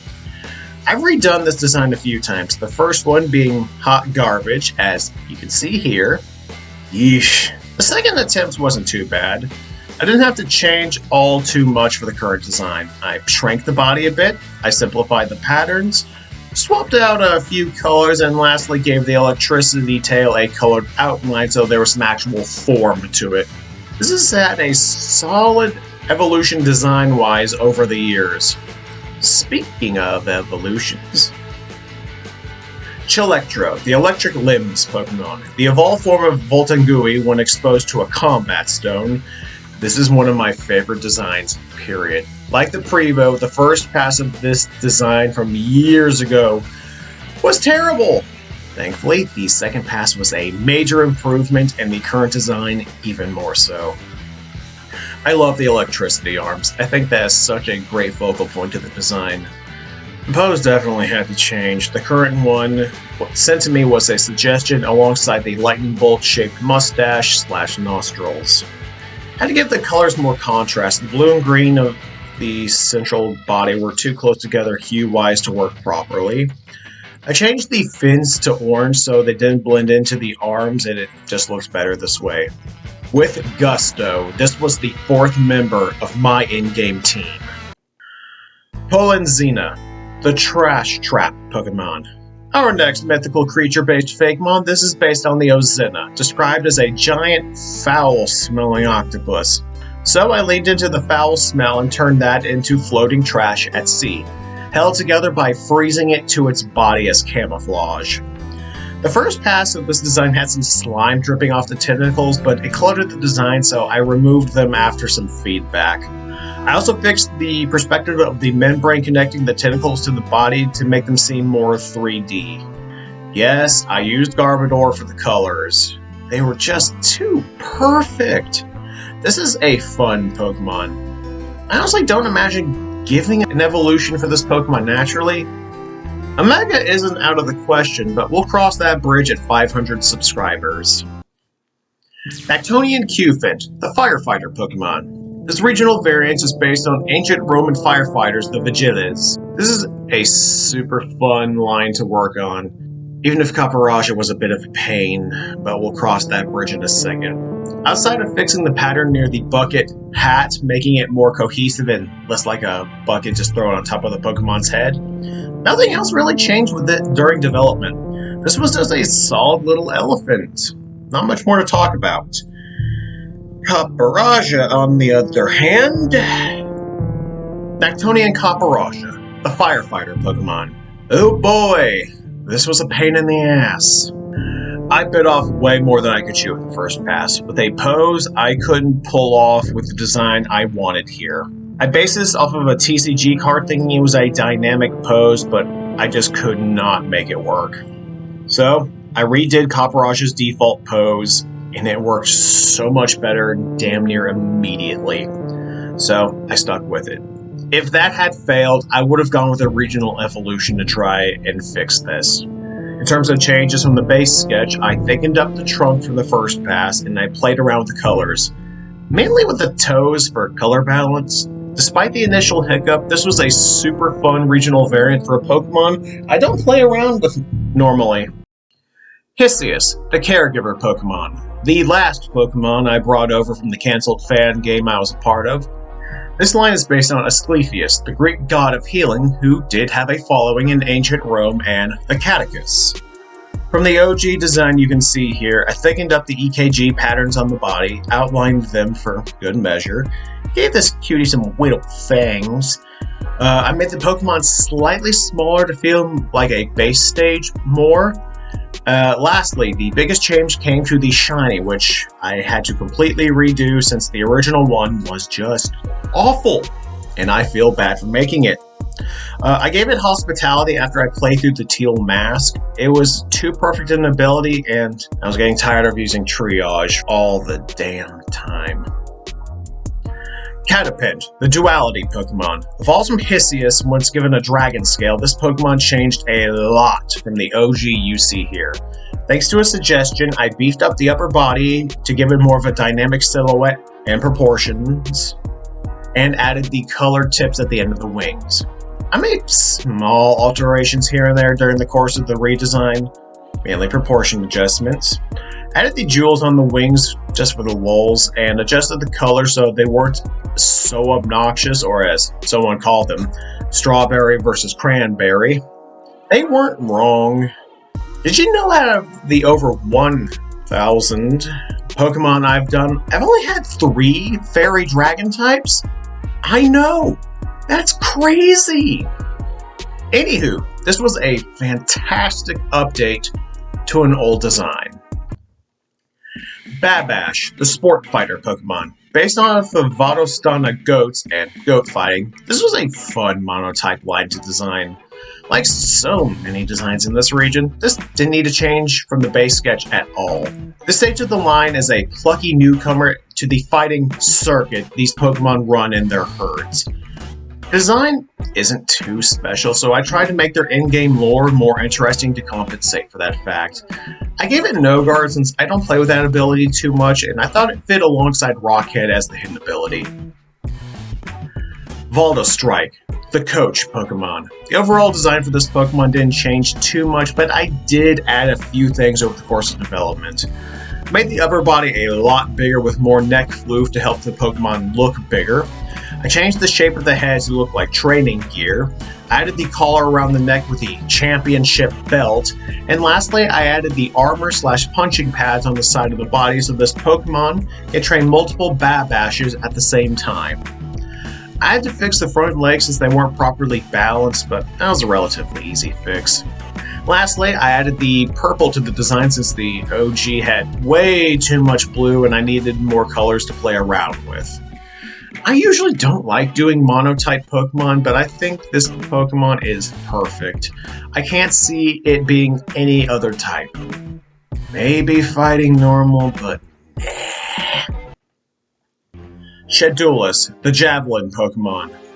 This was hell! Another mythical creature-based Pokemon, this flying nightmare is based on the Jaculus, aka the Javelin Snake. I went through so many designs for this little bastard, from flying snakes to even a fucking pterodactyl, just to see if anything worked. At one point, I tried making this into a tiny cobra with the tail being the javelin. Oh my god, nothing worked! I was tearing my already thinning hair out at this point. It wasn't until someone threw out the idea of the shed skin branching out like feathers, resembling aerodynamic testing lines. Once I got the first pass for this current design, it was a wrap.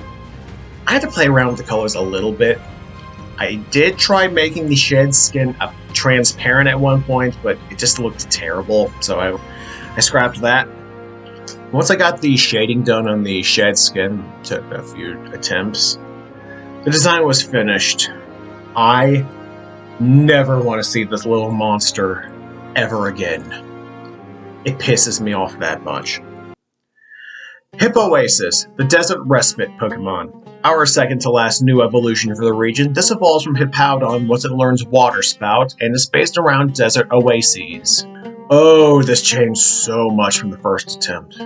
The first pass of this Pokemon had it standing up, water was pouring out of the sides of the body like sand does from Hippowdon, and it had a massive palm tree growing out of the back. That particular design choice would come back in a potential Mega Evolution, FYI. The next pass, I tried having little birds flying around the Pokemon, but it just cluttered the design too much.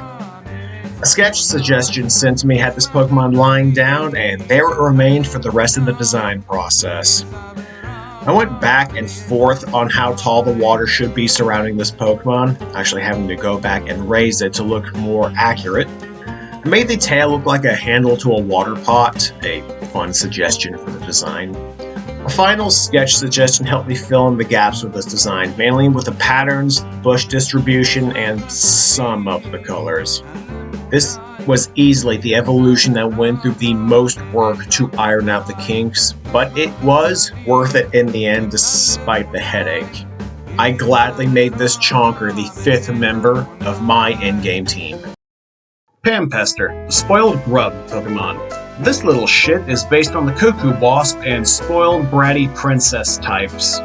While I started on the evolution first, I did work on this Pokemon in the meantime while I was beating my head against the wall with its evolution. The first pass of this Pokemon had it as a grub on the ground with nothing else really going on. The head and collar didn't actually change from the first pass onwards, only really changing from the neck down. I had the idea of this Pokemon wrapped in a blanket of sorts with only the head and hands visible. There's not that much to say onwards. It was a pretty easy render otherwise. This is a good foundation for the next stage. Sorry there isn't too much to talk about. It's just too simple. Deadbeat, the Cuckoo Wasp Pokemon. Like I mentioned earlier, I started with this Pokemon first, just to see if I wanted to make it a single stage line.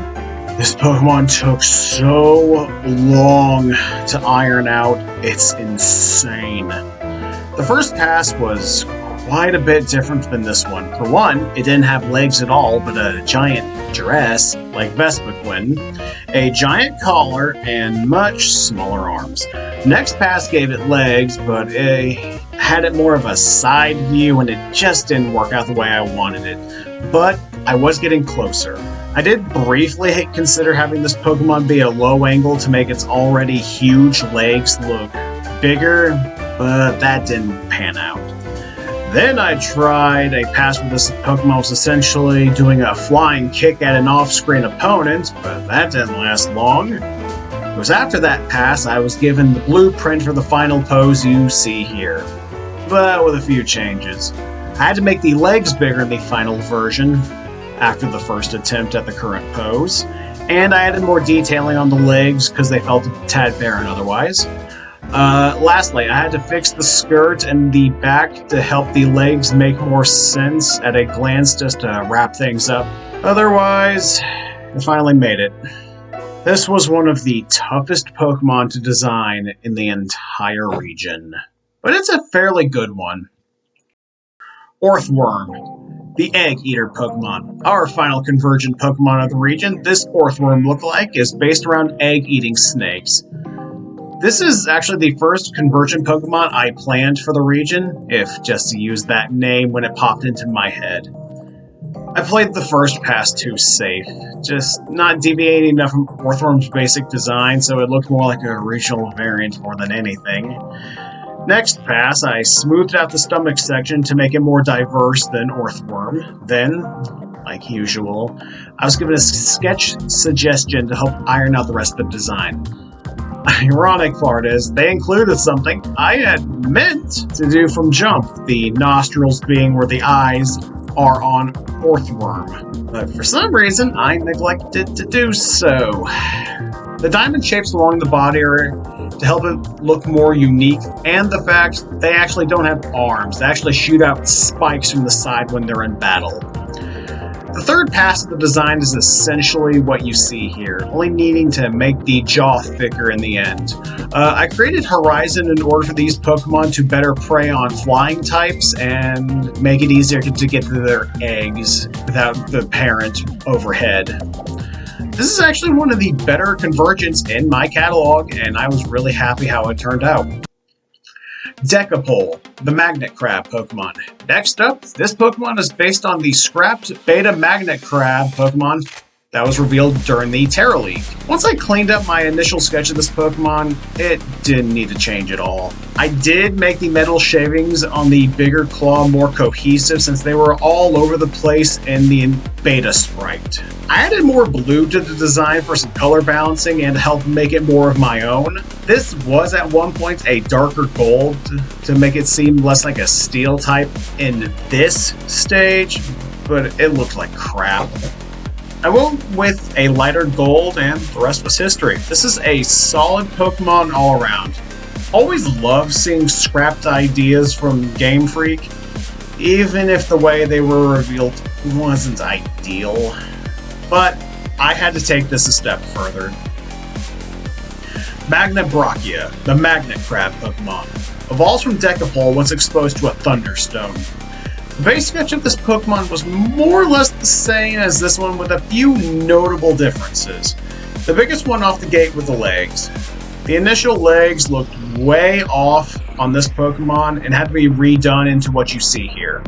Once I flipped my canvas, something I need to do more often in hindsight, the flaws of this Pokemon were opened up to me. The legs did initially have a little lightning bolt shape at the end, but I scrapped that to make the design more cohesive. The other biggest change was to the perspective on the magnet claws. Just had to iron them out so they looked more in line with how the rest of the Pokemon was. Once that was finished, I only had to tweak the colors. Once again, had to tone down the shade of gold for the body, and then just add some texture. But that was relatively easy. This was a really fun evolution to work on. I'm glad I didn't keep it at just Decapole. I would have felt bad otherwise. Onocarny, the Sideshow Pokemon. This oddity here is based off of sideshow attractions and the Ono Centaur. Essentially a donkey centaur, but with only one pair of animal legs. This Pokemon gave me a lot of issues, mainly perspective-wise. For a long time, I tried to have this Pokemon with its back to the camera, mid-kick, but I could never get it to look right. For a brief moment, I did try having a chain attached to the collar around this Pokemon's neck, but it didn't look good, so that had to go. Added the Pokemon symbol on the legs to allude to a brand seared into this Pokemon's flesh, and to break up the color scheme. The human half was originally a purplish red color, but I changed it to blue after some experimenting. Eventually, I worked this pose out after a sketch was sent to me. I created footwork to be the kicking version of Iron Fist. An ability I'm still bring out on occasion. I think it's a fun one. Dolomal, the Snowy Mountain Pokemon. This menace is based on European badgers and the Dolomite section of the Alps. The first sketch I had for this Pokemon had the basic proportions and design nailed down, but I really had to iron out the details. I added the visible mouth, and I made the muzzle more pronounced in the silhouette. I flattened out the feet to make the Pokemon feel more solid and built. I made the back legs a bit bigger to be more in line with the front after some feedback, just making the Pokemon feel a little bit more tanky. I added the snow pattern on the lower body for some color balancing and to break up the shapes. Lastly, I connected the back of the head to the actual back color-wise to make it more cohesive as a whole. A good start for what's essentially just the Ice-type section of the Pokedex, more or less. Listen, the eavesdropping Pokemon. Next up, we have this nosy noodle based on Ferret and the Basilisk, an Italian mythical creature that lives in the Alps that gossips about the community and spills the tea at a yearly festival when it's captured by the locals. So this tiny fur noodle makes like its classification and eavesdrops on humans and Pokemon alike to gain any useful information for itself. Outside of making the snow around the Pokemon a bit bigger and more 3D looking, I didn't have to change a thing about this design whatsoever. I nailed it, but this design was pretty easy, all things considered. Bottleek, the gossip Pokemon. Evolves from Bottleson when exposed to a Harmony Stone, this gossipy bitch loves to spread rumors or spill tea and watch the chaos unfold around it. I almost nailed this Pokemon in the first pass, but I second-guessed myself for a while and I tried a few different passes of the Pokemon. One had a much bigger upper body and mouth. One where this Pokemon was considerably fatter and standing upright with teeny tiny arms. I eventually went back to the first pass and just made the end of the tail bigger and made this Pokemon just slightly chunkier. From there, the rest is easy. Sometimes I get in my head too much, but others I absolutely do need to do multiple passes. Either way, this was a really fun Pokemon to design. Haroven, the Fortune Feather Pokemon. This bird appears based on fortune tellers, tarot cards, and ravens. The first pass of this Pokemon, outside of the tarot influence, looked absolutely nothing like this design. Initially, this was multiple Pokemon-themed tarot cards held together by an ectoplasm body. Naturally, that didn't work for multiple reasons and had to change. Then I tried making it a fortune teller with a crystal ball and table for a lower body with tarot card fingers. The main issue with this pass, among others, was that the cards were too detailed and they were just cluttering the design. Potential Design since me brought in the simplified tarot card pattern that helped a lot with future passes. I went through so many passes with the fortune teller table design, all of them useless in the end. Eventually, I got the idea for a raven with tarot card feathers, and that's where this Pokemon began to pick up steam. Another design prospect based on my raven idea helped solidify some of the design elements, mainly the simplified shape of the head and the jewel/crystal ball in the chest. I did briefly consider making this a form-changing Pokemon, but the form change is actually what helped me settle on this final design. After trial and a lot of error, this Pokemon was complete. Again, this was one of the toughest Pokemon to nail down in the region design-wise, but it turned out to be a banger. Oh, I'm so proud of myself for sticking to this damn thing. Brumelt, the Vent Shell Pokemon, based on marginated tortoises, AC/heaters, and brumation, which is essentially reptile hibernation. The base idea and design for this Pokemon didn't change a whole lot from the initial sketch, only needed to push the design and proportions further. Fun fact, I almost used the first pass of this design, but I wasn't happy with it no matter what I did. So, in the final pass, I gave it a longer neck, bigger front legs, and massively made the cannon/vents on the shell bigger. I removed the red accents from this Pokemon and replaced it with the orange just for a change of pace. Initially, this did have a tiny little flame on top of the shell, kind of like a candle wick, but I removed it since it just cluttered the design too much. I made the Pokemon look more sleepy with its eye barely being open at this point. I thought that helped add some characterization. Had to fix the perspective on the vents a few times, but I'm so happy I redid this Pokemon. It is such an improvement over what I almost settled on. Maybe I'll bring back elements of that design as a baby Pokemon for this guy at some point. Decisions. Aloydon, the Ingot Pokemon. Speaking of baby Pokemon, our first proper baby Pokemon of the region here is the pre-evolved form of Duraludon and is modeled after pencil sharpeners. This ties into the secondary office supply design element of the entire line. Duraludon being a lighter and Archaludon being a staple or remover on top of their pre-existing building inspirations. The first sketch of this Pokemon had the arms and back leg downwards, just trying to get a basic feel of design before I gave it some personality. At one point, this had dark blue bags underneath its eyes, but I scrapped that to make the design less busy. Can't have it be too much for a baby Pokemon. I made the pupil more expressive in the final pass, and the rest was history. Besides making the red and blue lighter, the only major change color-wise I did was making the bottom of the feet blue just for some color balancing. This was a fantastic baby Pokemon, but the next one's my personal favorite of the two. Ice-Cubed, the penguin Pokemon. This tiny ball of fluff and snow is the pre-evolved form of Ice-Cube, obviously based on baby penguins and snowballs. This originally had an ice cube surrounding the head like Ice Cube, but it didn't work out at all, so I scrapped that. I made this Pokemon fluffier in the next pass to better resemble penguin chicks after some feedback. This is a very simple design, but I think it does the Pokemon wonders for cuteness and viability as a baby Pokemon. I almost made this Pokemon brown to reflect IRL penguin chicks better, but that just wasn't as cool. Yes, that pun was intentional. I love this tiny little ball of floof so much. Nactonian Goomy, the Clam Dragon Pokemon. Our final regional variant to these Pokemon are based on Shin, a Chinese clam dragon that can cause hallucinations. Thank you, Delicious in Dungeon. Why have a Chinese dragon in Italy? Because I wanted to, and to reference trade between Italy and China in the past.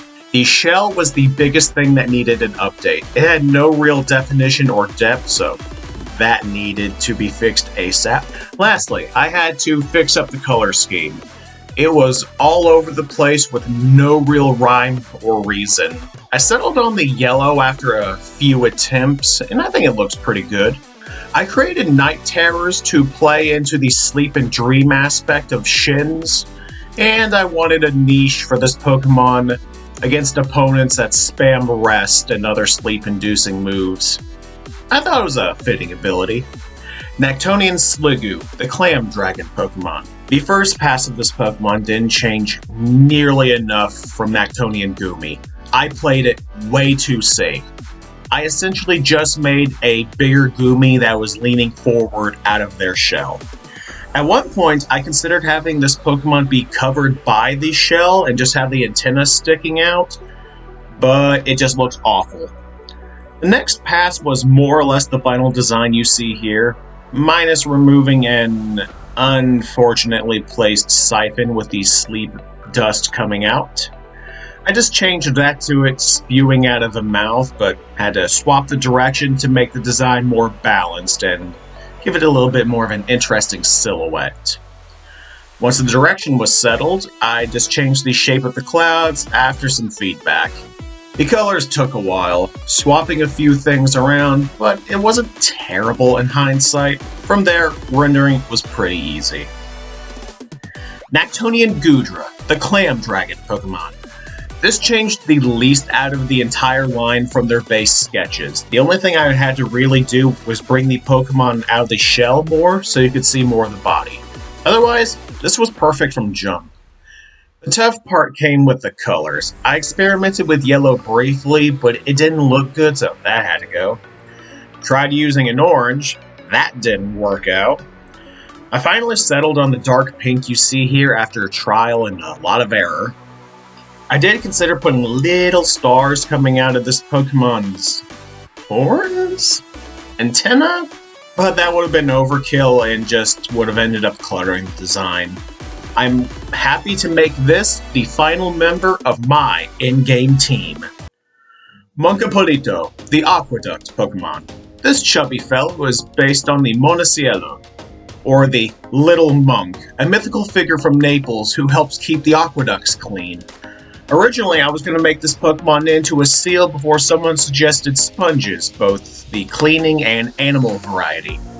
The first pass wasn't chonky enough, and as a result, it looked like it was kind of deflating, but the overall design was there.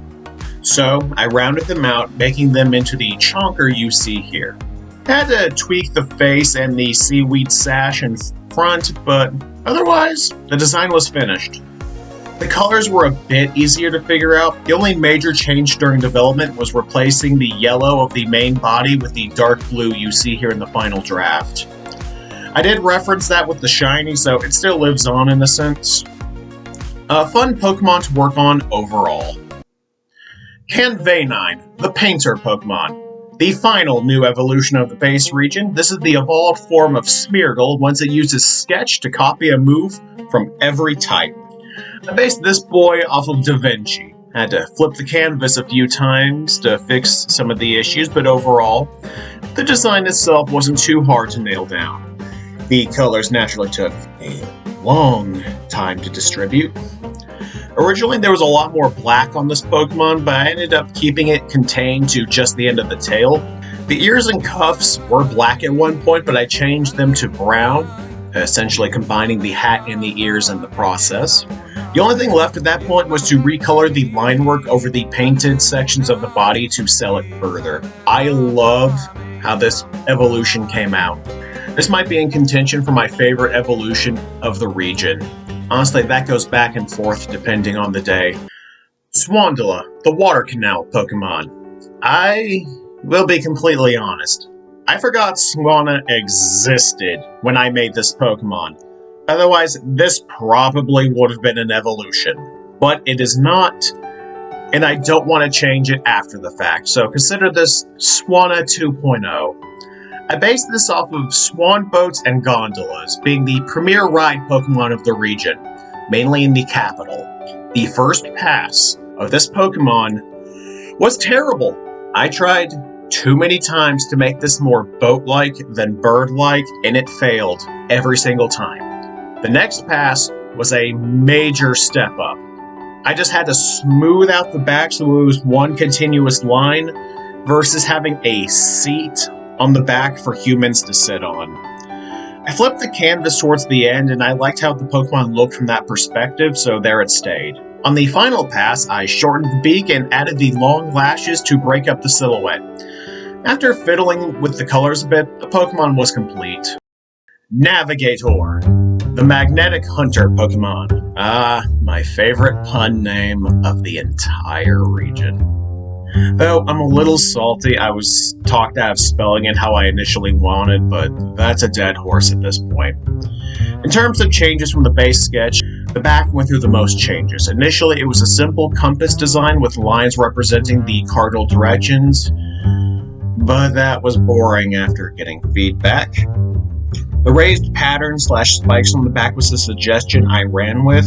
It was better than the first attempt, so why not? In terms of changes to the colors, the compass spikes were originally a bright purple before I tried making them black to match the tail. Eventually I made it gold just to balance things out.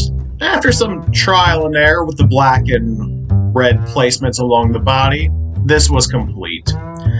I love this Pokemon so much. One of the best pun Pokemon in my catalog. Gambite, the rigged game Pokemon. The second gambling snake in my catalog, this is based off of Mafioso's dice snakes and actual dice. I had a nickel for every dark-type gambling snake Pokemon in my catalog. I'd have 2 nickels, which isn't a lot, but it's weird it happened twice. This Pokemon was heat out the gate. I am so happy with how it came out.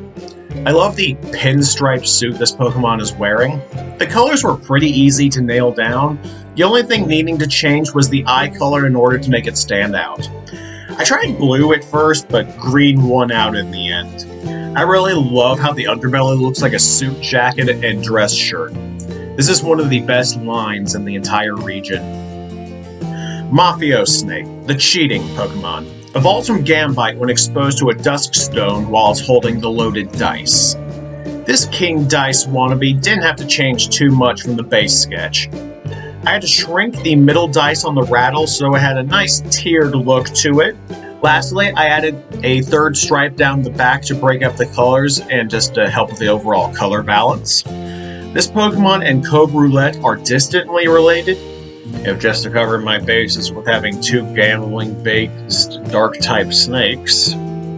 This line was almost Dark Water, but when I went with the dice rattle at the end, I made it mono dark type. The water type would have felt tacked on at that point.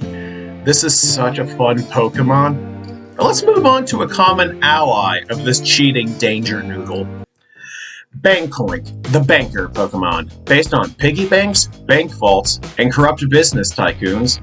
That's an oxymoron. This went through a lot of passes to get to where this greedy bitch is now. The first pass would have worked really well in a Disney cartoon, so that had to be updated. The next pass basically ironed out the pose for this Pokemon. Originally, this Pokemon's hat was part of its head, but after some trial and error, I replaced it with the pile of coins and made the tail a lot bigger to compensate for that fact. Rough sketch sent to me, take a shot every time I've said that in this video and you'd be dead, helped me make this Pokemon fluffier looking. At one point, I removed the tail, but it was so empty without it, I had to put it back. After experimenting with how detailed some of the coins should be versus others, this Pokemon was complete. I created investment to give this Pokemon a fitting niche in singles and doubles environment. Mainly singles. The name was a suggestion after I was racking my brain trying to think of one, so I cannot take credit. Scariot, the Phantom Racer Pokemon. Based on chariot racing, the design is from a personal project that fell through due to life getting in the way. Overall, the design didn't change much during the redraw, only needing minor alterations along the way. The first thing I did was move the eyes forward, locking onto their target or the race ahead of them. I changed the shape of the spike on the wheels to better reflect their IRL basis. I had to redo this Pokemon during their design process. I initially just didn't fix the issues the OG had. The biggest changes came with the colors. I had to play around and simplify the color scheme a lot. The flames were blue at one point, but I eventually found a better shade of green to reflect the ghost type.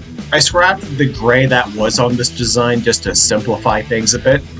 Once the colors were locked down, I changed the shape of the flames to look like it was more in motion, leaving a flaming trail behind it as it goes. This was a bit of a headache at the time, but I am happy I brought this Pokemon into the fold.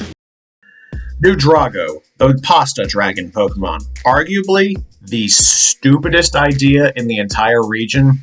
This Pokemon is based on Pasta and the Flying Spaghetti Monster. I thought the idea of a dragon-type spaghetti fakemon was too hilarious not to follow through on. Now this thing went through so many changes from the first draft to the final one that you see here. Oh boy. This was originally much longer, with the bowl acting as this thing's stomach instead of the pseudo turtle shell it has now. I changed the design after realizing it was way too close to Salamagma in proportions and design, so I went with what you see here. Added the meatball gut on the third pass and added the pattern along the rim of the bowl shell just to help make it a little bit more intricate. I had to really work with the perspective and pose of the tail to sell this Pokemon essentially being a giant twisted ball of noodles and hope. Now that took a few attempts to get right. Color-wise, I just had to make the noodles and meatballs a bit darker and the design was complete. Oh, I did make the red more orangey to better resemble pasta sauce. Easily my favorite food-based Pokemon in the region. If I said this about the others, past me is an idiot. Dreadnought, the shipwreck Pokemon. Based on jellyfishes and shipwrecks, this Pokemon went through a complete rework of concept and design during development.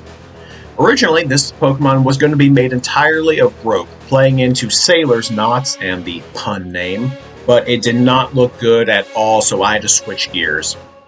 I started playing into the shipwreck theme this has now, the body originally being a sea mine with an anchor tail and seaweed beard, but I didn't like how it looked.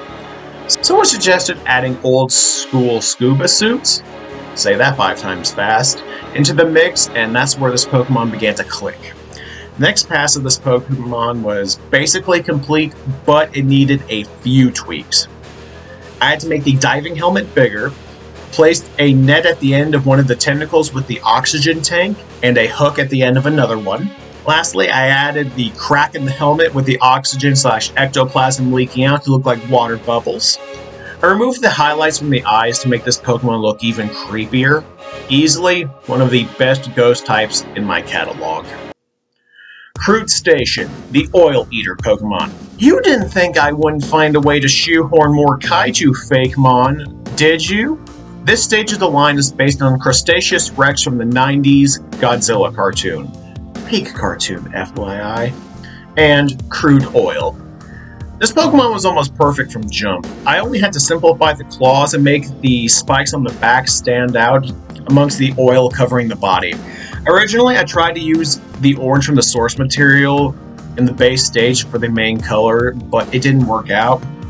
But I did bring it back in the shiny. I replaced the orange with the blue you see here, and this Pokemon was finished. The texture and render was the final thing to really bring this Pokemon together. This is still one of the best kaiju lines I've ever done. Pestetide, the Oil Eater Pokemon. Based on Scylla from the Monsterverse and Oil Tower/Riggs. This is the main reason I made this line. This at least has some reasoning as to why this Pokemon is in the region, with Scylla attacking and dying in Rome and GXK. I know it's a loose connection, but it's good enough, damn it. I started with this Pokemon first since I had an idea of what I wanted to do. The Oil Tower shell really wasn't apparent at first, so I had to really work on that. The head was the weakest part of the initial design, not nearly Pokemon-y enough. I got a good sketch sent to me for the head, so the next pass was off to a better start already. The shell pattern was better, but it still didn't look good. I added the oil to the lower body to help sell the connection and to break up the colors. And with some major help to the overall shell shape, this Pokemon was complete. Some minor color shifting and we were good to go. I had to give this line Contaminate, there was no better ability for it. Shock, the Volt Bite Pokemon. The first fossil of the region. This is a revived from the Volt fossil and is based on Megadontosuchus. I made it the ancestor of Navigator just to be fun and add some in-game lore. I had to redo the pose from the first pass since it was just too boring, so I turned it around and added it back to the camera. I added the color tip at the end of the tail just to break up some of the colors. Otherwise, this didn't need to change any further. Not much more to say here. This is just the easiest design of the fossils in this region. Sparkosuchus, the Taser Jaw Pokemon. Other than potentially making this more of a 3/4 view, this turned out exactly how I wanted. I take back what I said with Shock. This was the easiest fossil design in the region. I didn't have to change a thing about it. I tried to make sure this Pokemon wasn't too close to Navigator color-wise. Thank you, Tyrantrum, for that nice shade of red. I really like the addition of black into the color scheme. I think it really helps break up the colors nicely and makes the blue really pop when it's put up against it. Sorry if the breakdowns for this line are kind of lackluster. They just kind of lined up perfectly. Not much more to say there. Blue, the baleen Pokemon. Revived from the baleen fossil, this is based on Finwales and Atlanticetus. The first pass was way too much like Cawwell from the Athnos region, despite being related to that Pokemon to give some overlap between the regions. In the next pass, I brought the eye downwards, but it still wasn't enough. It looked too big to be a first stage, even for a whale. The third and final pass ironed out all my issues nicely. I made it more of a fin whale proportion-wise, and I massively shrank the tail so the head looked even bigger in comparison. I love the igloo on top of their head protecting their blowhole. I think that's cute, and it gives it a little hat. I had some help with the name, but I tweaked their suggestion to help it flow better into what we have now. Atlanticetus, the Ice Harpoon Pokemon. I went with more Atlanticetus in this stage to help the two-stage be a lot more diverse with their body plans. This barely needed to change from the first draft of the design. I added some whale hunting elements into this stage, hence the iceberg harpoon helmet that covers the entire head. I had to make the ice harpoon bigger twice during development just for a better silhouette, and to help even things out. I wanted this and Barnacle to have a pretty close resemblance, so I tried to emulate that mainly with the mouth, eyes, and the red pattern along the side of the body. The render on the eyes naturally took the longest time. I'm not crazy about that shiny in hindsight. I think I could have done a much better job. I'm torn on which of the two fossils I like more. They're both pretty damn good in my opinion. Lucero, the rock lizard Pokemon. Finally time for the Pseudo Legendary. This is going to be an odd but fun one. I did this design second in the order since I had an idea for the final stage first, since I had done a sketch for that already when my internet was cut out one day. In terms of differences from the first sketch to now, the tail was completely changed. Originally, the tail was a lot more club-shaped to match the final evolution, but that was boring, so I changed it to the blocky chameleon-like tail in the second pass, and the rest was history. This was a pale green and blue at first, but after trial and error, we arrived at the current color scheme. I brought back Iron Will from Kaiser since it was too good of an ability to be a one-and-done, and nothing else seemed fitting for this line, outside of Long Reach as the regular ability. The name took forever to nail down, though one of the suggestions ended up being used for the middle stage. Pterodactyl, the blocky lizard Pokemon. For a good while, there was a debate that I should have made Lucero the middle stage for this line, since a lot of people didn't think it looked enough like a first stage Pokemon. I did this Pokemon out of spite, since I knew I could make a good middle ground for this line. This one took the most effort to reach the final design, but the foundation was solid, like a rock. Not my best. I had to fix a lot of perspective issues on the torso and tail for this Pokemon. Easily the thing that took the longest time with this design. I locked in the color scheme fairly quickly. Honestly, that was the easiest part of this whole endeavor. The tips of the feet are the only thing I think I could have made more 3D in the end, but I am happy that I stuck to my guns and made this Pokemon. Sometimes you just gotta trust your gut. Repistone, the leaning Pokemon. Fun fact, I started with a sketch of this Pokemon weeks before I was even remotely ready to start on it. This is based on one of the more abstract pieces of art that leaked during the Terra leak. It was so out there, I knew I had to do something with it. And the giant tail made me think of the Leaning Tower of Pisa. I made this a grass rock type because that's an underrated type combo, and I was sick of doing fairy, dragon, or ground type pseudos. I needed something different. I was going to go crazy otherwise. The sketch and the final product aren't too different. I did try to give this rounded off fingertips at one point, but it didn't work out. It looked too much like a lot of my frog Pokemon in hindsight. I went with the off-white to reference the Leaning Tower, but the actual shade needed to change in the end to what you see now. The green was originally much lighter, think Virizion. The blue on here and the eyes were originally a bright pink, but that didn't look right, so I had to change them both. This is easily the weirdest pseudo so far in my catalog, but I love it for it. Blutebula, the Phantom Galaxy Pokemon. The long-awaited return of mythical Pokémon. This is based on galaxies, star constellations, and Pluto, both the former planet and the Roman god. Snakes are one of the symbols for Pluto, so I decided to make that the basis for the design. This Alien X-looking ass was a huge undertaking despite how simple this seems on the surface. The first pass of this Pokemon was very simplistic. The outline of the body was smooth versus the frayed edges you see on the tail now. The galaxies inside the body were originally a lot more isolated with each other, not flowing into one another at all, but that had to change. It was too boring otherwise. The second pass was closer, but the colors were too uniform and synthetic, not like you would see with Cosmog, for example. I made these stars more of a brighter gold to pop against the space inside of the body. The colors and their distribution easily took the longest time to nail down. It took me forever to nail down the right balance. Added the white stars in the body to help it feel more fantastical, like a galaxy come to life, and to break up some of the empty space. It took a lot of layers to get everything on the right level of brightness and glow. Of the 3 mythicals I have done so far, this is easily my favorite from a design and lore perspective. Zaverde, the warrior Pokemon. The first legendary of the region, this is based on the she-wolf of Roman mythology and guns. Yes, Pokemon Gun is finally real with the 3rd Zaza Doggo here. This was going to be a Dark Steel type for some type balance, but it didn't fit and I said screw it.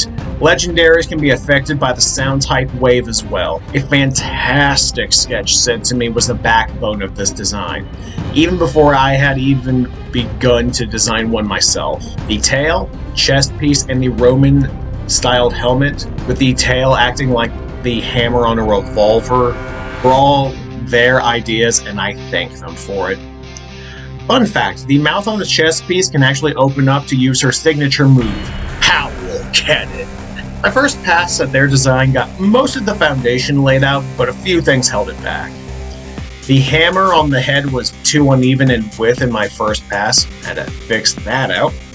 The eyes didn't match that of the other Zaza puppers and had to change that for more consistency, plus it was just too dull otherwise.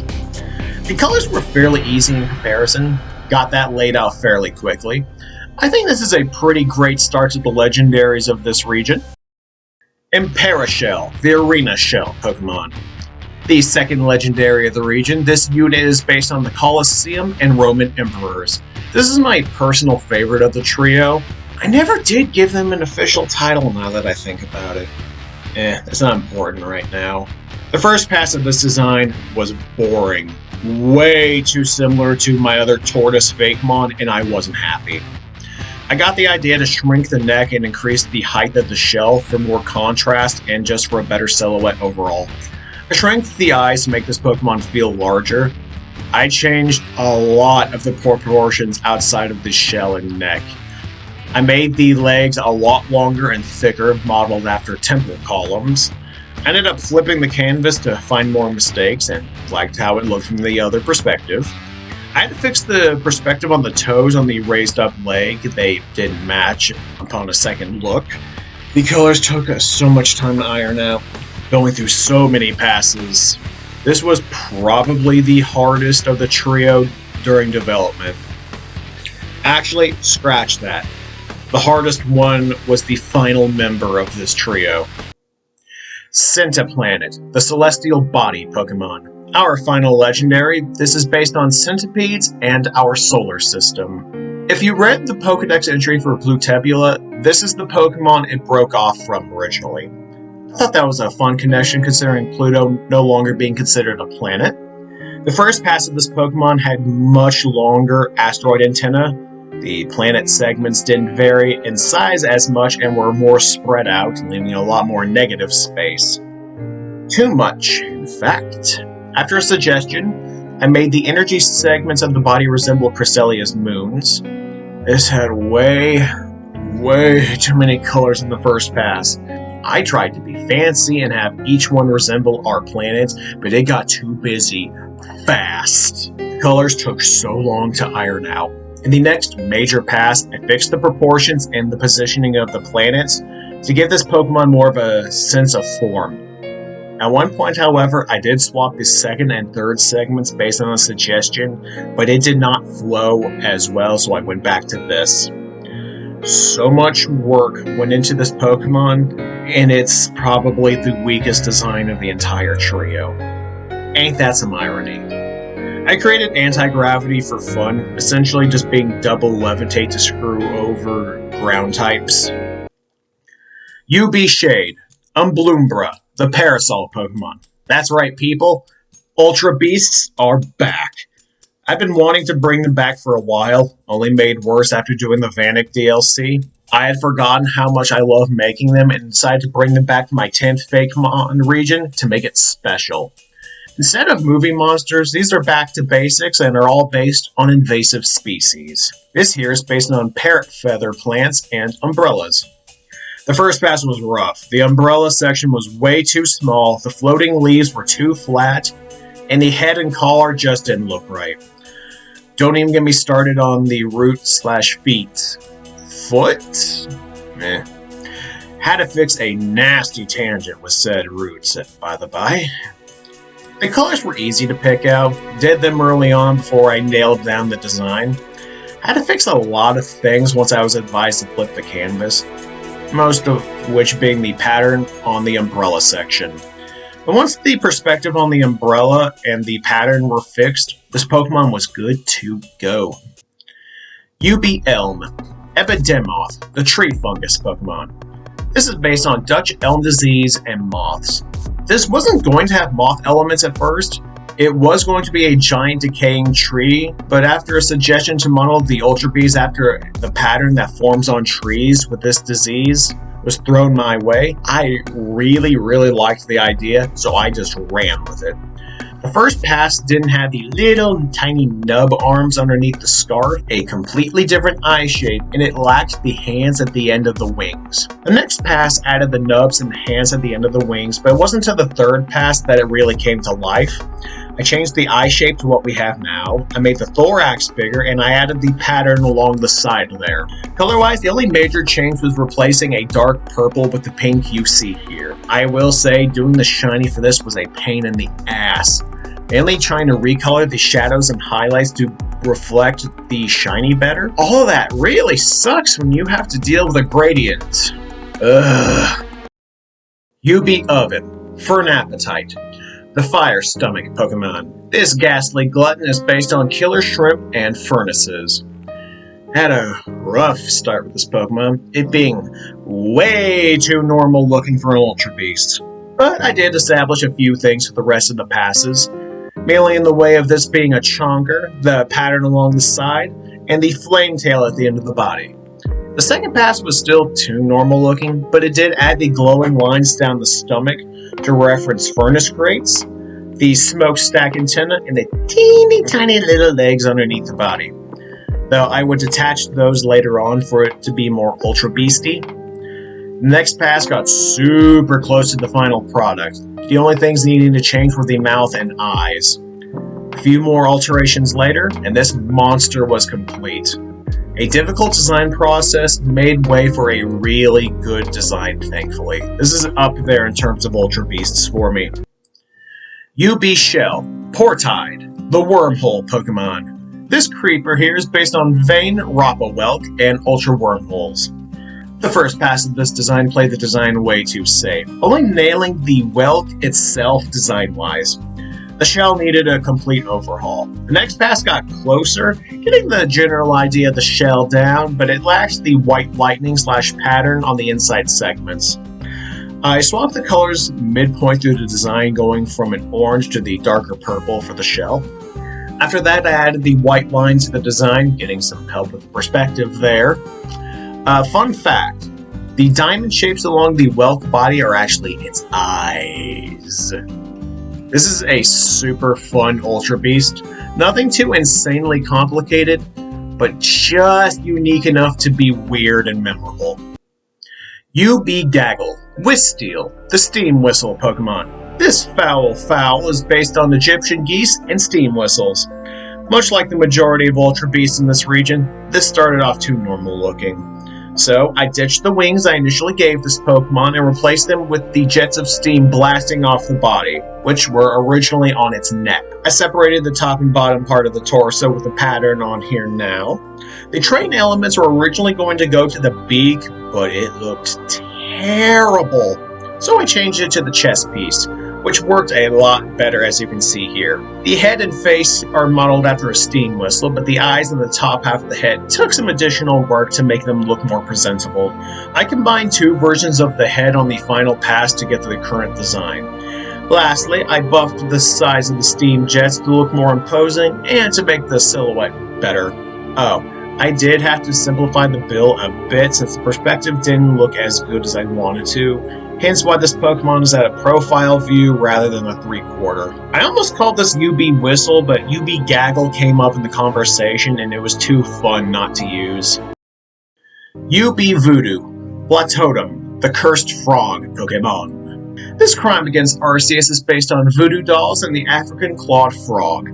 I made it part dragon type because I wanted to do something different. Unconventional dragon types kick ass.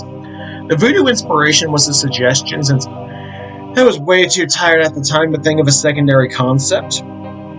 This took about 2 to 3 tries to nail down. The first pass getting the broad strokes of the design down. It was mainly the head holding this Pokemon back. It looked too normal for an Ultra Beast. I made the feet into pins to keep the clawed frog aspect intact for the Pokemon and just to give it a better silhouette. The second pass added the current head you see here and the opening on the thigh for some color balance. Color-wise, I had only really darkened the gray that was on this Pokemon previously to the black that's on here now. Of the Ultra Beasts in this batch, this is my personal favorite by a country mile. UB Hive, Coloss Swarm, the Ant Golem Pokemon. Based on Argentine ants, this was the easiest of the batch to design. Oh, before I forget to mention it, yes, I did forget that Fanflectum from the Nacton Region was already dubbed UB Hive. I didn't feel like changing it after I posted it to my socials. Anyway, I made this a giant golem made of ants to reference the insane teamwork and building capabilities of ants. In terms of changes from the first draft, I needed to reposition the smaller arms for a more interesting pose. I gave more emphasis to the eye on the center of the chest, and I made the antenna a bit thicker. Lastly, I added the egg inside the giant egg sac in the shoulder to give it more of an alien vibe. The colors were pretty easy to figure out, so there was no real trouble there. UB Gym, Amapeshi, the brackish Pokemon. This monstrosity here is based on the black bullhead catfish. You might be asking yourself, why is this a fairy type? I hadn't done a fairy type Ultra Beast yet, and I wanted to change that. The crystal aspect was added later on to help sell the bullshit I was trying to pull by making this a fairy type. Outside of the render on the crystal fins and making the horns a bit more bull-like, this was damn near perfect from jump. I added the gradient to the claws up front after a suggestion. I'll admit, I thought it was odd at first, but it really does work well in the final render. Easily one of my favorite Ultra Beasts in my catalog. UB Ring, Skate Daddle, the Ice Skater Pokemon. Definitely the most out there of this batch of Ultra Beasts. This is based on ice skating and red-eared sliders. The first pass of this Pokemon was massively under-designed compared to the final one. The first pass, however, did nail the pose and perspective of the Pokemon at the very least. The next pass, the design added the visor eye, made the shell more shaped like an ice skate, alongside adding the tail in the back. Once that was done, naturally the render on the ice was the most difficult part of the design.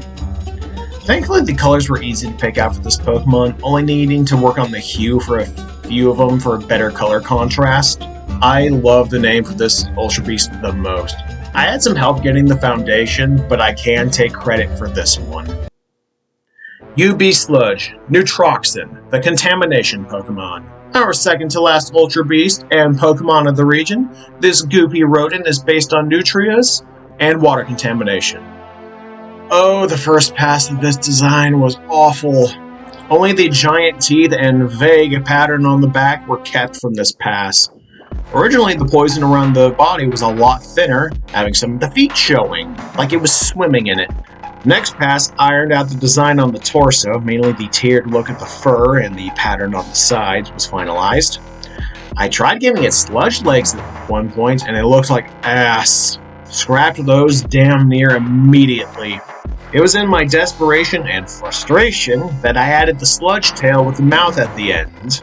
I tried one more pass with this design, and thankfully it was damn near perfect. Only needing an eye on the sludge tail to finish things out. This was easily the most headache-inducing Ultra Beast in this region, possibly out of all of them.